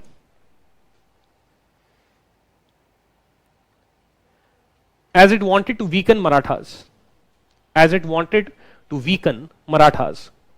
Weak, W-E-A-K-E-N. Weaken Marathas. Who were its rivals? Weaken Marathas, who were its rivals? Weaken Marathas, who were its rivals? If you look at the map, so orange is touching the yellow. Right, who were its rivals? Just on the left hand side of Awadh, it is written dominance of Holkar and Scindia. If you had noticed, dominance of Holkar and Scindia, it is written just on the left hand side of Awadh. So this is Awadh, right, or Audh, right, and on the left hand side you see dominance of Scindia and Holkar, right, plus here also they are there, right. So therefore we have surrounded, Awadh is feeling surrounded from this side, right. So therefore tomorrow if they become extra powerful, then who knows, they want to annex Awadh also, right. Therefore declined to support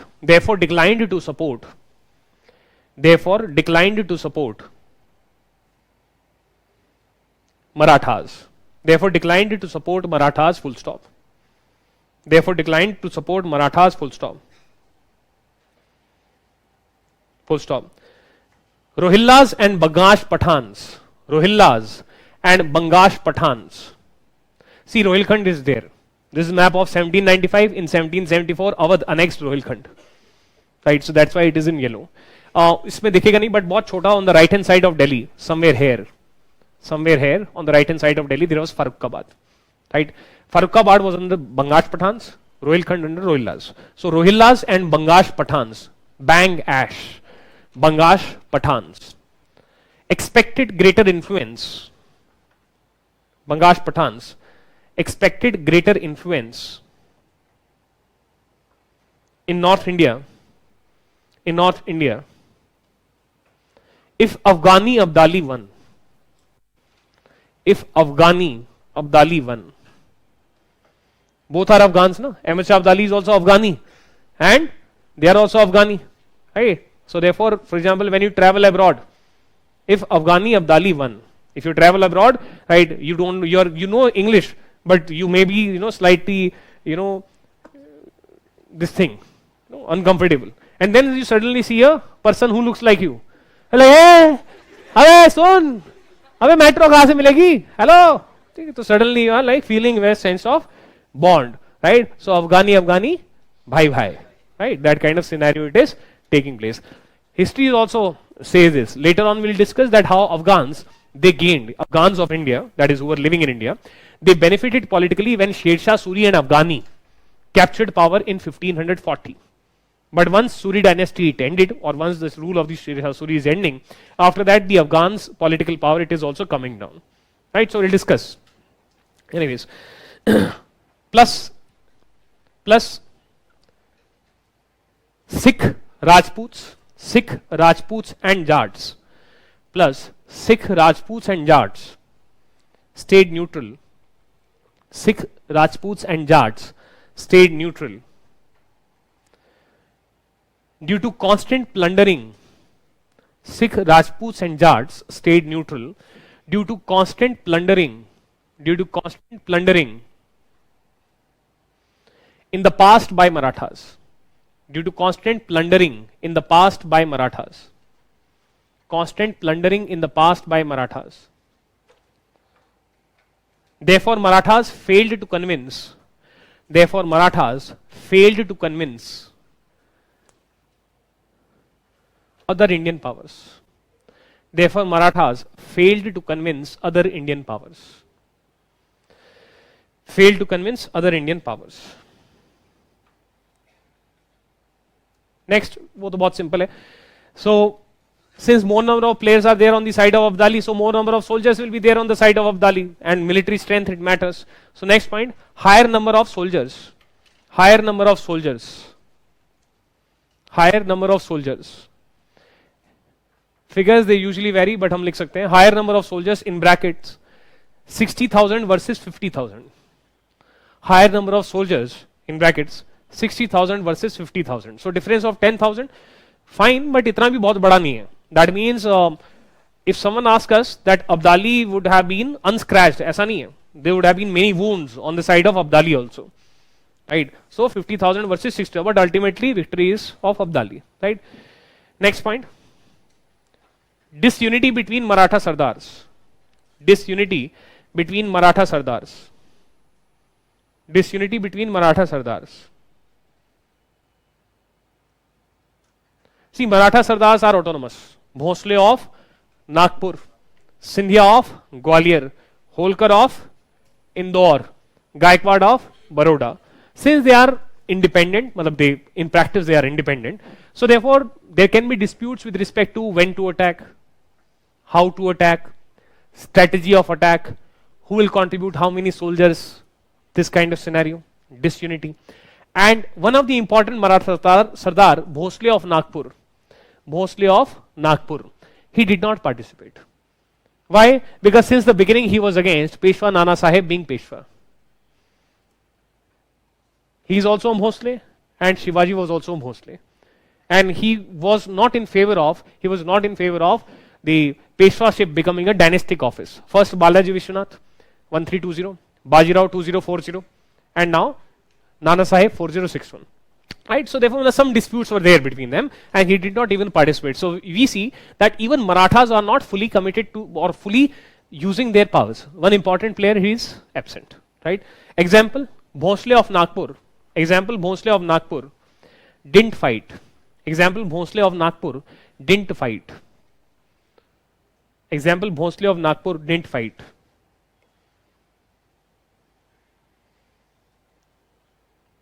Bracket में star लगा के anti Nana Saheb 4061, anti Nana Saheb 4061. Example, didn't want him as Peshwa. Anti Nana Sahib 4061. Example, didn't want him as Peshwa. Anti Nana Sahib 4061. Example, didn't want him as Peshwa. Brackets close. In fact, you will be surprised. In the year 1765, Peshwa, Madhav Rao 6172, right? Peshwa Madhav Rao 6172. He sent an army to Nagpur, and Nagpur was itself plundered by the Peshwa. So you see, therefore, can we say factionalism played a role? Factionalism is if you are not united, factionism. So therefore, factionalism played a role. Therefore, factionalism played a role. So it majorly begins after 1761, but we are seeing some factionalism existing. Therefore, factionalism played a role. Therefore, factionalism played a role. Right? क्यों problem होगी? क्यों problem होगी? See, there was institutional decline in where the power rests. Chhatrapati is here, right? Let's say I am Chhatrapati. You are Peshwa. You are Peshwa. You are Bhosle of Nagpur. You are Holkar of Sindhur. You are Holkar of Indore. And you are Gaikwad of Baroda. ठीक? तुम्हारा number आएगा अभी शांत रहो. This kind of scenario. That means institution wise, I am Chhatrapati and you are at same level. You are below me and at same level. And now what has happened after 1749 and gradually since 1719, that gradually power has been shifting from the Chhatrapati to the Peshwa. right? And now this Peshwa is saying after 1749 that I am the real ruler. In fact, he also signed a treaty with the Chhatrapati after Shahu 1949. He signed a treaty with the next Chhatrapati, where the Chhatrapati agreed that all powers they belong to Peshwa, and I'm just a paper tiger, I'm just a president without any real power. This kind of scenario. So how will the Maratha Sardars, they will feel that till yesterday you were institutionally at our level, and now you're saying that someone who is, one of us, he is the real ruler. For example, real life में लेके आते हैं, all of us are preparing for UPSC, right? Let's say we do not clear, and some of our friend, right? Let's say she clears.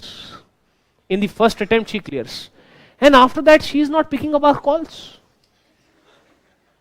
After that she is acting as if she has arrived in life, and we all are smaller people. In fact, she does not pick up our call and only gives a direction. I am coming to Old Rajendra Nagar. चार पांच लोग तैयार रखना. I want to give some topper talk. I'm like, "Abey." Right. So if her behavior is good, then we might accept her, respect her. Right? वरना बाढ़ में जा बहुत देखते हैं जैसे. Right? So therefore you see, behavior is good माने if the personality is strong. Right? In the power politics, if you are able to give us what we need, if you are intelligent, right? If you are like, if you are good, if you are like Maharaja Ranjit Singh of the Sikh polity, or Akbar, right? Who know how to give what person what. If you are like the Peshwas, the first three Peshwa, Balaji Vishwanath, if you are like what you call as your Bajirao 2040, if you are like Nana Sahib 4061, or even a junior person like Nana Fadnavis, right? Then we can accept your leadership. Otherwise, tu kaun main kham kha? Otherwise, who are you? You are a person of our level, right? Don't forget. And therefore, if some personality conflict is there, then you see Bhosle of Nagpur can say, sorry, I am disputing your Peshwaship itself. I don't accept you as a bureaucrat. I am going to complain to UPSC that you have taken fake reservation, or your age is, I am going to file some complaint.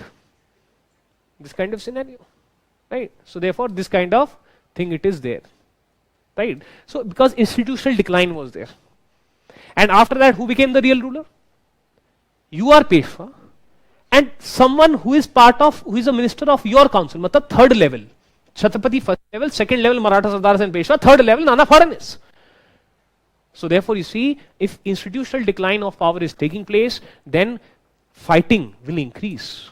Yaar bhai, tu kaun hai? Who are you? Right? So therefore, this kind of scenario. So anyways, that is actually in operation. We will talk about it later when we discuss the other things regarding Marathas. Next point item, better military leadership of Abdali. Better military leadership of Abdali. Better military leadership of Abdali. Better military leadership of Abdali.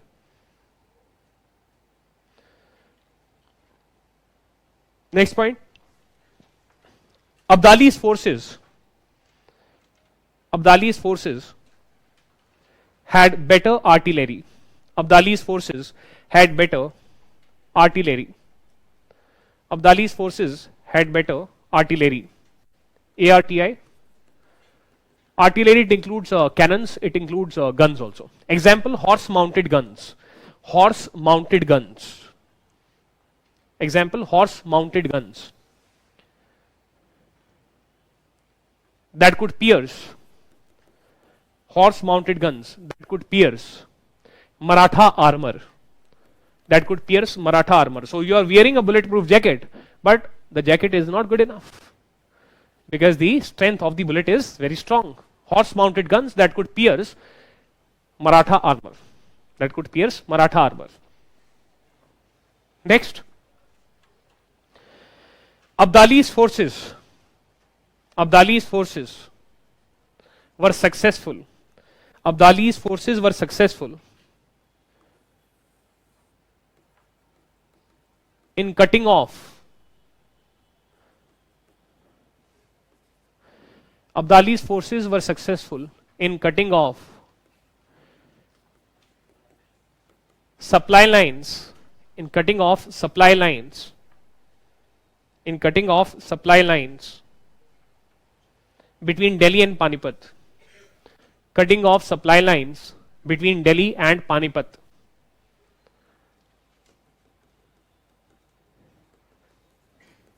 Delhi and Panipat. And therefore,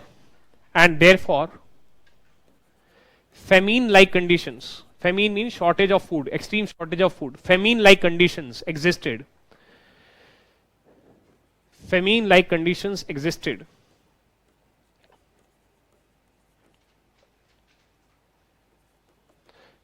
in Maratha camp in Panipat. Famine-like conditions existed in Maratha camp in Panipat.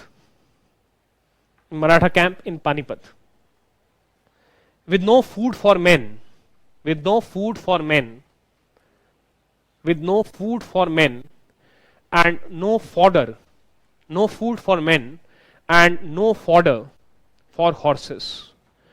No fodder for horses. No fodder for horses. While Afghan supply routes stayed functional. Afghan supply routes stayed functional. Afghan supply routes stayed functional. Afghan supply routes stayed functional. In brackets, you can make this diagram. So it's just a symbolic diagram. So if these are Marathas, supply routes are very, very important. In the Indian Army, there is ASC, Army Service Corps. Right? So when Kargil battle was taking place, not just the soldiers who are actually fighting, but also the other components like ASC, etc., who was responsible for sending food, sending clothes, sending weapons, sending ammunition to those heights. Right? So media may not recognize their effort, but they are the people who are allowing or enabling the people who are fighting to fight. Right? So therefore you can draw this. So this much. So food, fodder, weapons, horses, etc., etc. So they are cut off. You're surrounded by the enemy, and the enemy, they are not allowing these supplies to be in, and therefore there was food shortage. And in fact, on the last day of the battle, the brave Maratha soldiers, they requested Sadasiv Rao Bhau, who was leading the army, that instead of dying of hunger, we should die with some respect, some dignity. So therefore, all of them, they made the last charge the next morning. And in fact, such a time also came that they were about to be victorious also, but unluckily, they got defeated. Right? So therefore, this kind of scenario was there. Right? Next. Failed. Next.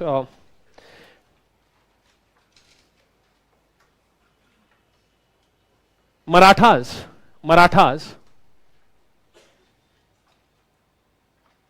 Hallmark strategy.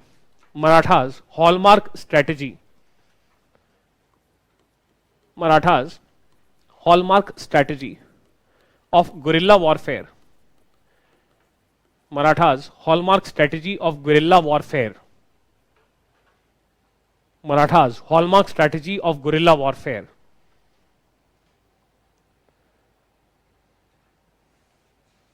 Were not suited for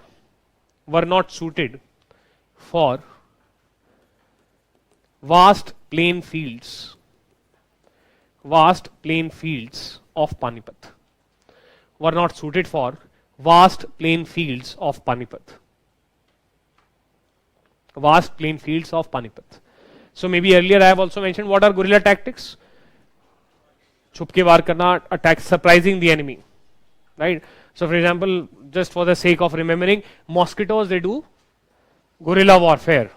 When you turn on the light, you are not able to see the mosquito. As soon as you turn off the light, the mosquitoes are there doing right. As you turn on the light, again the mosquitoes are not there. Right. So they are doing what? Guerrilla warfare tactics. That is surprise attacks. Surprising the enemy. Enemy is not prepared. Do a surprise attack. Do a quick attack. Return back quickly. Right. So therefore, attack and return. Attack and return. Attack and return. Right. They are very valid if your terrain is hilly terrain. Right. If hills are there, you can hide. If forests are there, you can hide. Plain fields are there. So therefore, the hallmark strategy of Marathas, वो वहाँ पे use की नहीं है. So they are not fighting with their best weapon. they are not able to fight with their best weapon, right? So this kind of scenario. So this also became one of the reason for the defeat. Some student asked in another batch, sir, then they should not have fought in Panipat. Answer to that particular question is, if they are aspiring to be an all India power, if they are aspiring to control Punjab, if they are aspiring to remove Abdali's army from North India, if they want to capture North India, तो आप लड़ाई तो North India में ही करोगे ना? You want to capture France? Can you fight in Japan? नहीं ना. If you want to rule North India, then you would have to fight in North India. Where the enemy is, you would have to go there. तो option थोड़ी है. There is no option. ऐसा थोड़ी कि अब्दाली को बुलाओ कि यार वहां पे ना हमें मनसा नहीं कर रहा, तू यहाँ आ जा. ऐसे थोड़ी कर सकते हैं, राइट? सो या तो वो एस्पायर नहीं करते. They are also feeling that they can be victorious. If they had not aspired, they could have simply stayed where they are, right? We'll come to it. Why Panipat only? Main center of battle. हाँ, we'll cover that question. लिखवाना भी है, dictate भी करना है. So write down next. Impact of loss. Impact of loss. Impact of loss.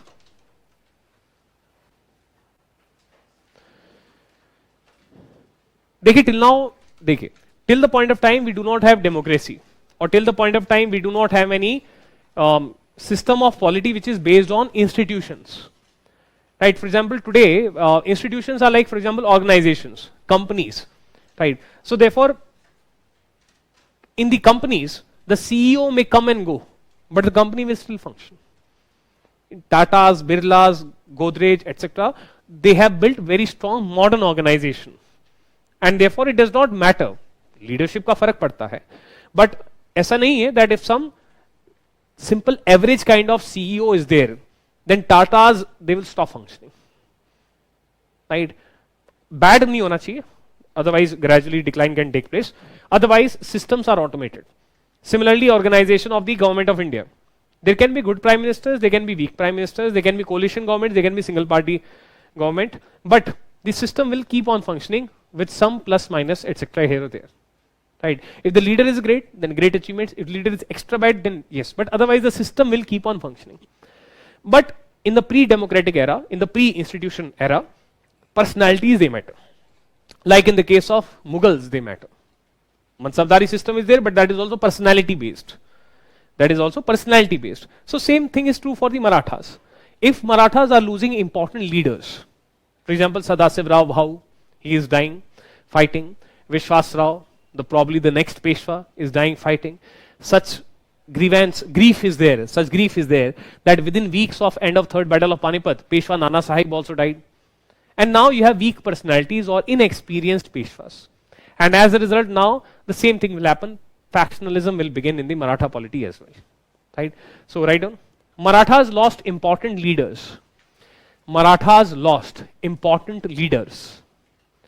Marathas lost important leaders. Example, Sadasiv Rao Bhau. Marathas lost important leaders.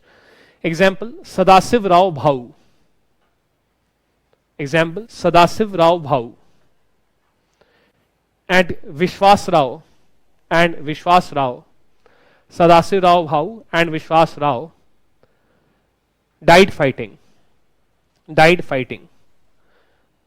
While Nana Sahib 4061, Sadasiv Rao Bhau and Vishwas Rao died fighting, while Nana Sahib 4061 died within weeks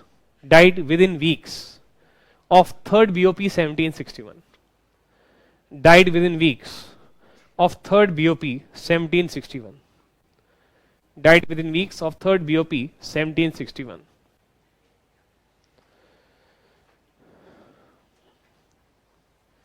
Full stop. Second point. Now factionalism began in Maratha polity. Now factionalism, faction mane group politics, factionalism began in Maratha politics. If the head of your family is not strong personality, then fighting will take place in the house. घर का मुखिया अगर strong नहीं है, तो घर के अंदर दिक्कतें होंगी. You might not act as a united family, as simple as that. Right? Now factionalism began in Maratha polity, leading to weakening of central authority. leading to weakening of central authority. Leading to weakening of central authority slash center. Leading to weakening of central authority slash center. हाँ जी, पहले से उतना नहीं था, पहले से उतना नहीं था.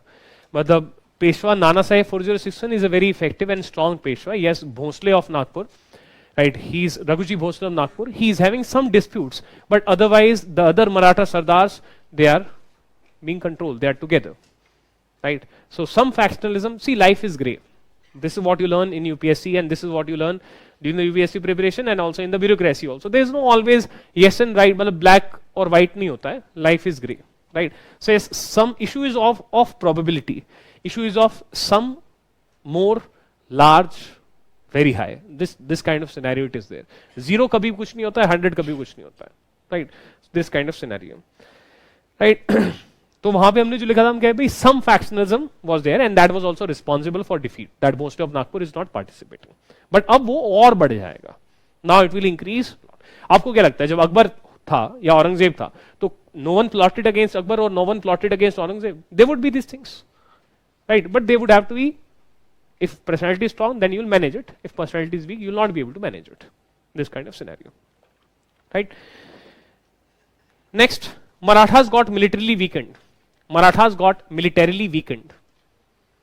Marathas got militarily weakened as they lost important leaders. Marathas got militarily weakened as they lost important leaders. As they lost important leaders and 50,000 soldiers and 50,000 men and 50,000 men. Marathas got militarily weakened as they lost important leaders and 50,000 men. Important leaders, they lead in war, and men, they fight in war, right? 50,000 men. कुछ लोगों ने notice किया होगा, I changed the word soldiers to men. वो actually इसलिए था that all the people who were, fighting or who were there, not all of them they were soldiers, right? Some of the people like us also who are not proper soldiers, they also perished in the war. They were there to probably help the Maratha supplies. They were there, for example, riders. So the कुछ आप detail में जाते हो, so therefore you see that ऐसा नहीं था that 50,000 soldiers died. 50,000 men died because among those 50,000 men, many were soldiers, but a lot of other kind of people who provide other kind of services, cooking services, etc., etc., logistics supplies, right? So some merchants can also be there. तो उस तरीके से 50,000 men, right? तो ऐसा है. Next, Abdali returned to Afghanistan. Abdali returned to Afghanistan with loot. Abdali returned to Afghanistan with loot. With loot. You know why this word loot? Loot तो एक Indian word है. Loot is a Hindustani word or a Indian word, right? So why we are writing the word loot? How did it enter the British dictionary?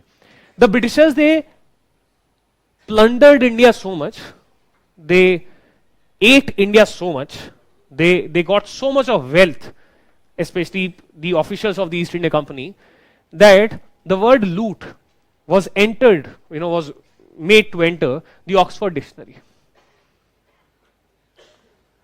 हमारे साथ इतना सब चीज हुआ तो एटलीस्ट हमारा एक वर्ड उन्होंने ऐड कर लिया, right? That's how the word loot. So this kind of scenario, right? That's why. So we can use it as a proper English word now. Abdali returned to Afghanistan with loot as there was a revolt in his army in Afghanistan. As there was a revolt in his army in Afghanistan. As there was a revolt in his army in Afghanistan. See, for every person, the home is more important. So, Abdali is in India, and pata chala, in Afghanistan, there are some anti-Abdali people who are trying to plot his overthrow. Right? So, therefore, he rushed back to Afghanistan with the loot and made the Rohilla Afghans the in charge of Delhi. Right? Bracket में star लगा लिखिए anti-Abdali military generals, anti-Abdali military generals, anti-Abdali military generals planned coup Coup d'etat, it is a French word. It means forceful overthrow of someone from power. Right? So we can use coup also in the exam. Right? COUP. Coup. Planned coup in Afghanistan. Brackets closed. Planned coup in Afghanistan. Brackets closed. Therefore, third BOP decided. Therefore, third BOP decided. So, how many of you see Game of Thrones? Game of Thrones देखा है? Game of Thrones. House of Dragons. तुमने नहीं देखा? कर क्या रहे हो जिंदगी में भाई तुम?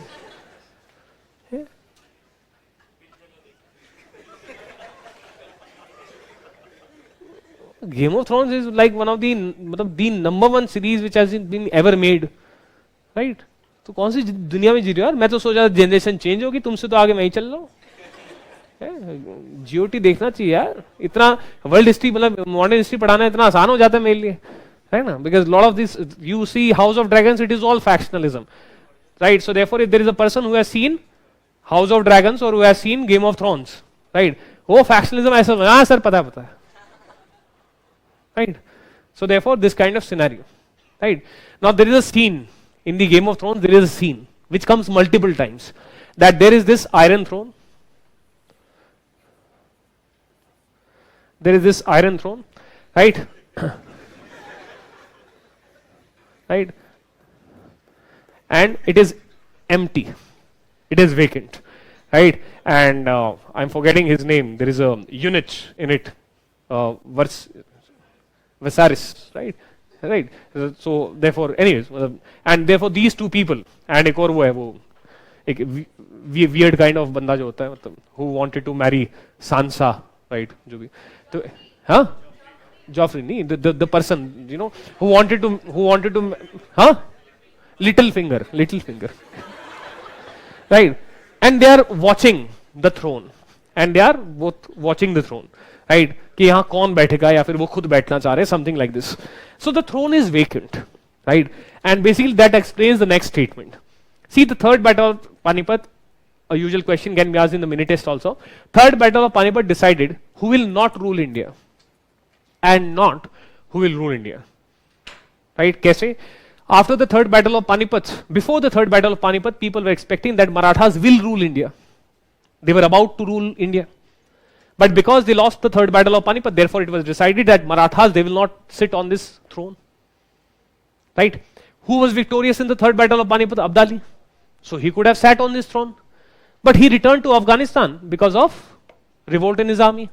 That means it is decided that he will also not rule India. He will also not sit on this throne.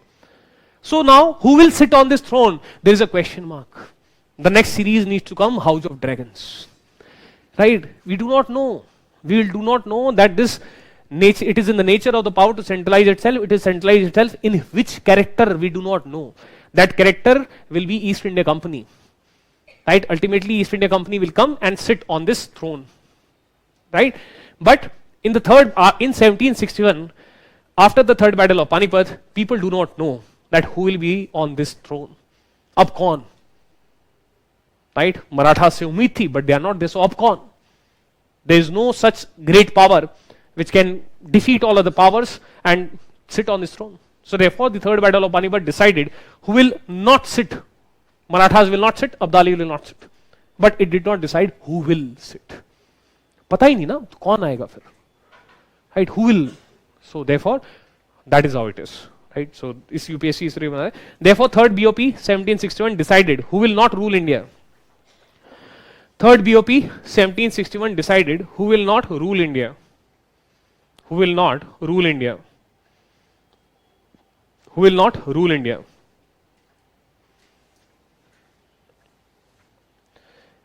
And not who will rule India. And not who will rule India. And not who will rule India. Full stop. Now there was vacuum of power at center. Now there was vacuum of power at center. Now there was vacuum of power at center.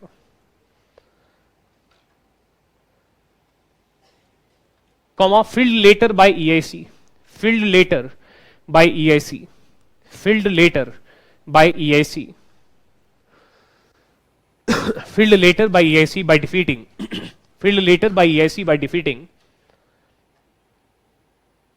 multiple regional powers of India, filled later by EIC by defeating multiple regional powers of India, one by one, one by one, one by one. Right? Next heading, write down. Question है, why were so many empire shaking battles? Why were so many? This has been asked by UPSC, a very common sensical question, and this is how UPSC. See, if you will follow common sense, you will be able to clear this exam, वरना नहीं होगा. ठीक है, as simple as that. And to follow common sense, you need some kind of self-belief, right? Otherwise, you will not be able to clear. For clearing this exam, a blind faith is required and simple common sense is required. No coaching institute is required, right? You are not required to sit here, right? Anyways, so write down, why so many empire shaking battles? Why so many empire shaking battles? Why so many empire shaking battles?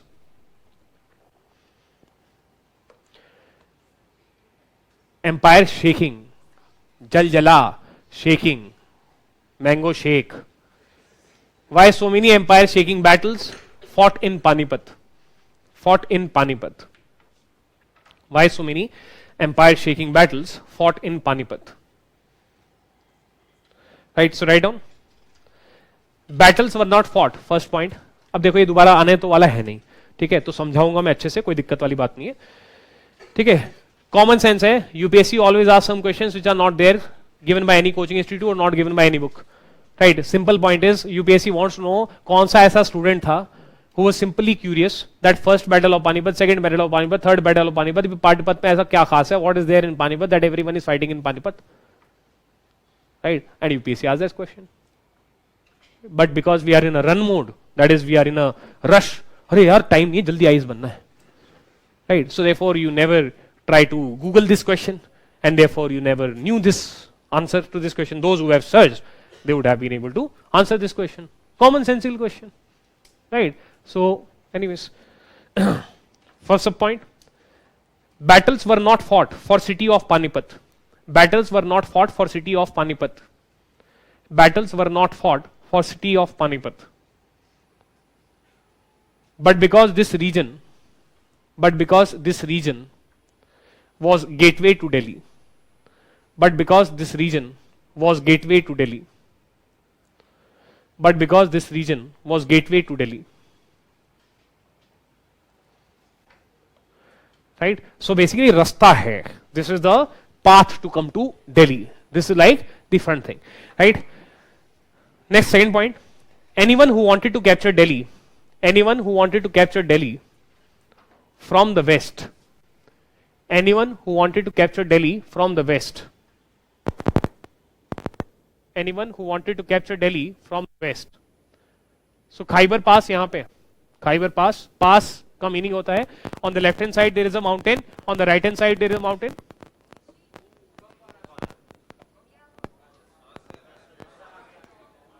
हाँ, अबे तो ठीक है, क्या हो गया, आता रहता है. तो सुनो, खाइबर पास तो एम्पायर, हम क्वेश्चन वैसे ही डिस्कस करें ना, एम्पायर शेकिंग, इसको जानना था क्या होता है शेकिंग, राइट. सो देयरफॉर, अबे तुमने क्या भूकंप देखा है? भूकंप हमने देखा है जब गुजरात में आया था भुज में, हैं? We were on the bed and the whole fan was like this, right? The walls were making noise,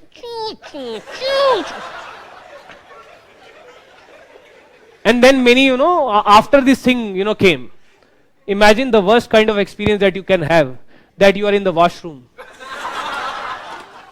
and earthquake has come. तो अब इन सिचुएशन से डर नहीं लगता मुझे. Khyber Pass was here. Khyber Pass. On the left hand side there is a mountain, on right hand side there is a mountain. So pass is the rasta, right?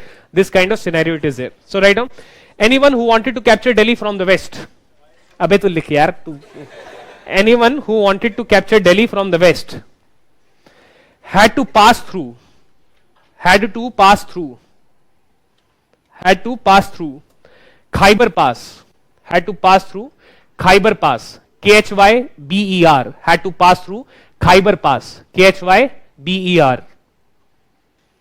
in Afghanistan, had to pass through Khyber Pass in Afghanistan, and then enter India via Punjab, and then enter India via Punjab.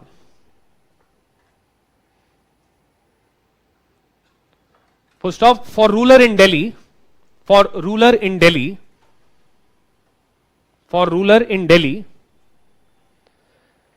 Basically हम क्या बता रहे हैं भाई, ultimately हमें कहां पहुंचना है, दिस इज पानीपत, तो यहां पे दोनों both armies they should meet. So therefore by the previous sentence we have mentioned that see if you want to capture Delhi you have to come from here, तो आप पहुंच गए. Now what about the person who is there in Delhi? So for ruler in Delhi strategically, it was best to stop. Strategically, it was best to stop enemy at the gates. Strategically, it was best to stop enemy at the gates.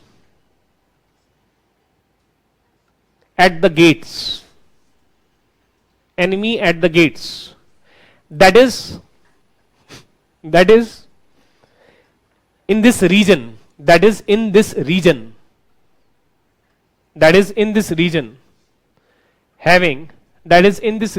Having Panipat, in this region having Panipat, Karnal, Kurukshetra, Panipat, Karnal, Kurukshetra, KURUK, SHETRA, Kurukshetra, Thanesar, etc. THANESAR. Panipat, Karnal, Kurukshetra, Thanesar, etc. Enemy at the gates मानेगी, अरे भैया, you will not want that the fighting there should take place in those areas where your weapons are being manufactured, where food is being produced, where wealth is stored. You want to stop the enemy at the gates. Most of you would have seen Bahubali, right? So in Bahubali, when fighting takes place, it takes outside of Mahishmati. When they tackle this person who comes and say wrong tack, आता ना एक enemy ऐसे wrong tack, right? So whatever, so it is taking place outside your capital, right? So that your supply lines they stay functional, right? Weapons, arms, right? All of these things, right? So therefore, you best is to stop the enemy at the gates instead of allowing him to devastate the capital where people are there, where manufacturing is taking place. That's why, and therefore this region is the gateway to Delhi. Next point. This region had vast fields. Suitable for large armies.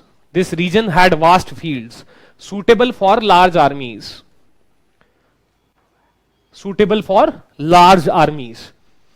That means big battles can take place. Next point. This region had many warrior classes. This region had many warrior classes.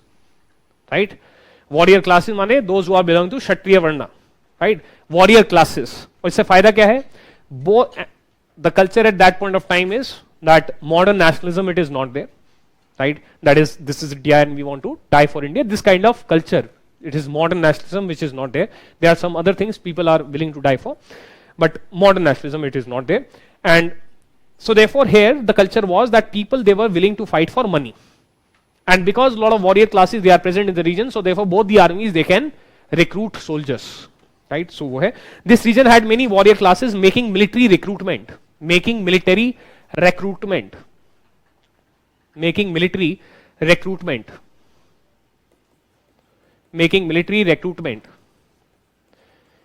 Easy for army.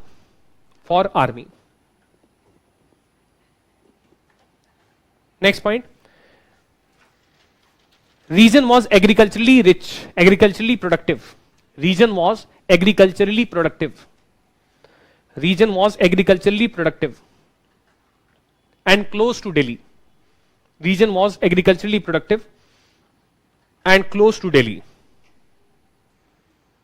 Therefore, easy to have supplies. Therefore, easy to have supplies for fighting men. Therefore, easy to have supplies for fighting men. Easy to have supplies for fighting men. Plus, amenable weather. Amenable माने suitable. Amenable माने suitable. Amenable weather for long battles. मतलब neither too hot nor too cold. Amenable weather for long battles. Amenable weather for long battles. Example. Mahmud of Ghazni. Example, Mahmud of Ghazni. Mahmud of Ghazni. Ghazni nahi, Ghazni. Mahmud of Ghazni fought in Thanesar. Mahmud of Ghazni fought in Thanesar. Fought in Thanesar in 1014. Fought in Thanesar in 1014. And his empire extended. And his empire extended from Iran to Pakistan. मतलब present day Pakistan. From Iran to Pakistan by 1030. From Iran to Pakistan by 1030. Next, Ghori. Gori nahi. Ghori. Ghori fought Prithviraj. Ghori fought Prithviraj in Thanesar in 1191. Ghori fought Prithviraj Chauhan, Prithviraj in Thanesar in 1191. Next, first BOP 1526. First BOP 1526.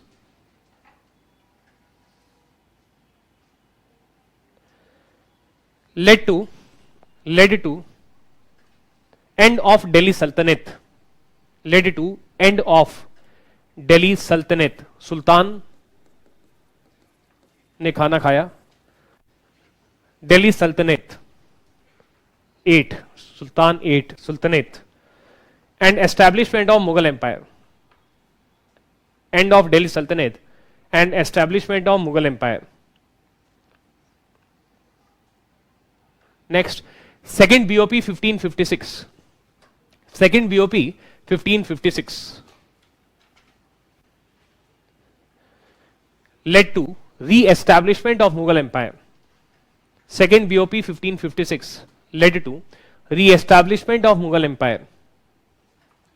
Led to re-establishment of Mughal Empire. Next, Battle of Karnal 1739. Battle of Karnal 1739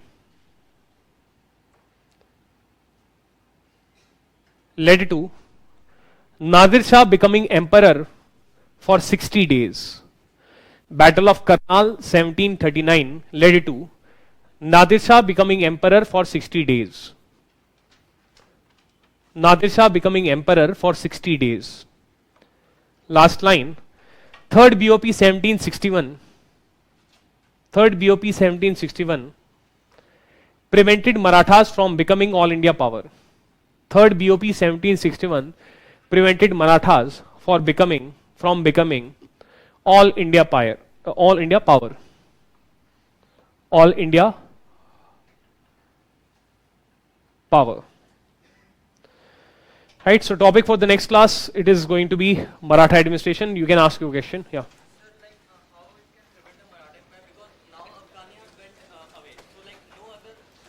Ahmad Shah Abdali has went away, but still before he went away, death of multiple important leaders has taken place, death of 50,000 men has taken place. Now the Maratha Peshwa, they are weak Peshwas, right? Huge military expenditure, all of these things they have taken place, and Marathas, they are militarily weakened, leader wise weakened, economically weakened, and therefore cup यहां तक पहुंचा और टूट गया.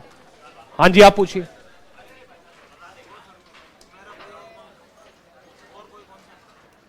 नहीं, वो answer हो गया है, पूछना है, पूछ लो, पूछ लो, शर्मा कह रहे हो, भूल गया।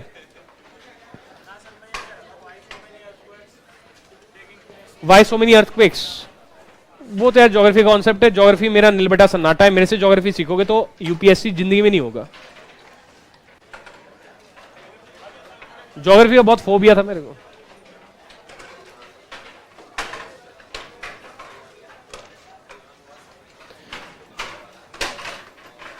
Sir those are non Maratha territory, do they pay chauth as well as sardeshmukhi? Depends what is extracted from them, right? Non-Maratha territories, if they are said that you have to pay Sardeshmukhi also, then they will pay Sardeshmukhi also. So why Pakistan is our enemy? Pakistan is our enemy because there are some territorial disputes, right? For example, Jammu and Kashmir. Why all choose Panipat as war location? Answered, sir, who was Nizamat? Nizamat, it means law and order administration. Diwani, it means revenue administration. So what is meant by Nagpur was plundered. That means Nagpur was attacked by the Peshwa and wealth was looted. Sir, is Marathas got backstabbed by their own provincial ruler? The word backstab is a very strong word, it is not mentioned. So ऐसा backstabbing तो नहीं हुआ. Naxalites follow guerrilla warfare, yes. Why most of the war were fought in Panipat? Answered. Why all choose Panipat? Answered. Is there any contribution of women also during Marathas? You can mention Tarabai, for example. Ahilyabai Holkar later on. Ankita is asking, sir, could you please explain why both Mughals and Marathas wanted to conquer Bijapur and Golconda? Marathas, they wanted to conquer Bijapur to come into existence. Because Bijapur is nothing but Maharashtra. Aurangzeb wanted to capture Bijapur and Golconda because he wanted to expand the Maratha Empire to whole of India. And Deccan was not captured until him. Yamuna river also passed through Panipat. Sir, Ghori and Prithviraj fought in Karnal, not in Thane, sir. तो ठीक है, इसको आप check कर लेना. तो बाकी otherwise ठीक है, मतलब basically the idea is not that I go into ancient or medieval. The idea basically was to tell the examiner that it was not just Panipat which was important, but this whole region was important. That's why going beyond Panipat, including Karnal, including Thane, sir. Facts अगर थोड़े से गलत आपको लग रहे हैं तो आप उसको ठीक कर लीजिए, कोई इशू नहीं. Right, sir, what was condition of women during Maratha? मस्त था, बढ़िया, कोई दिक्कत नहीं. They were respected. और बाकी घर में तो औरतें ही डोमिनेट करती हैं तो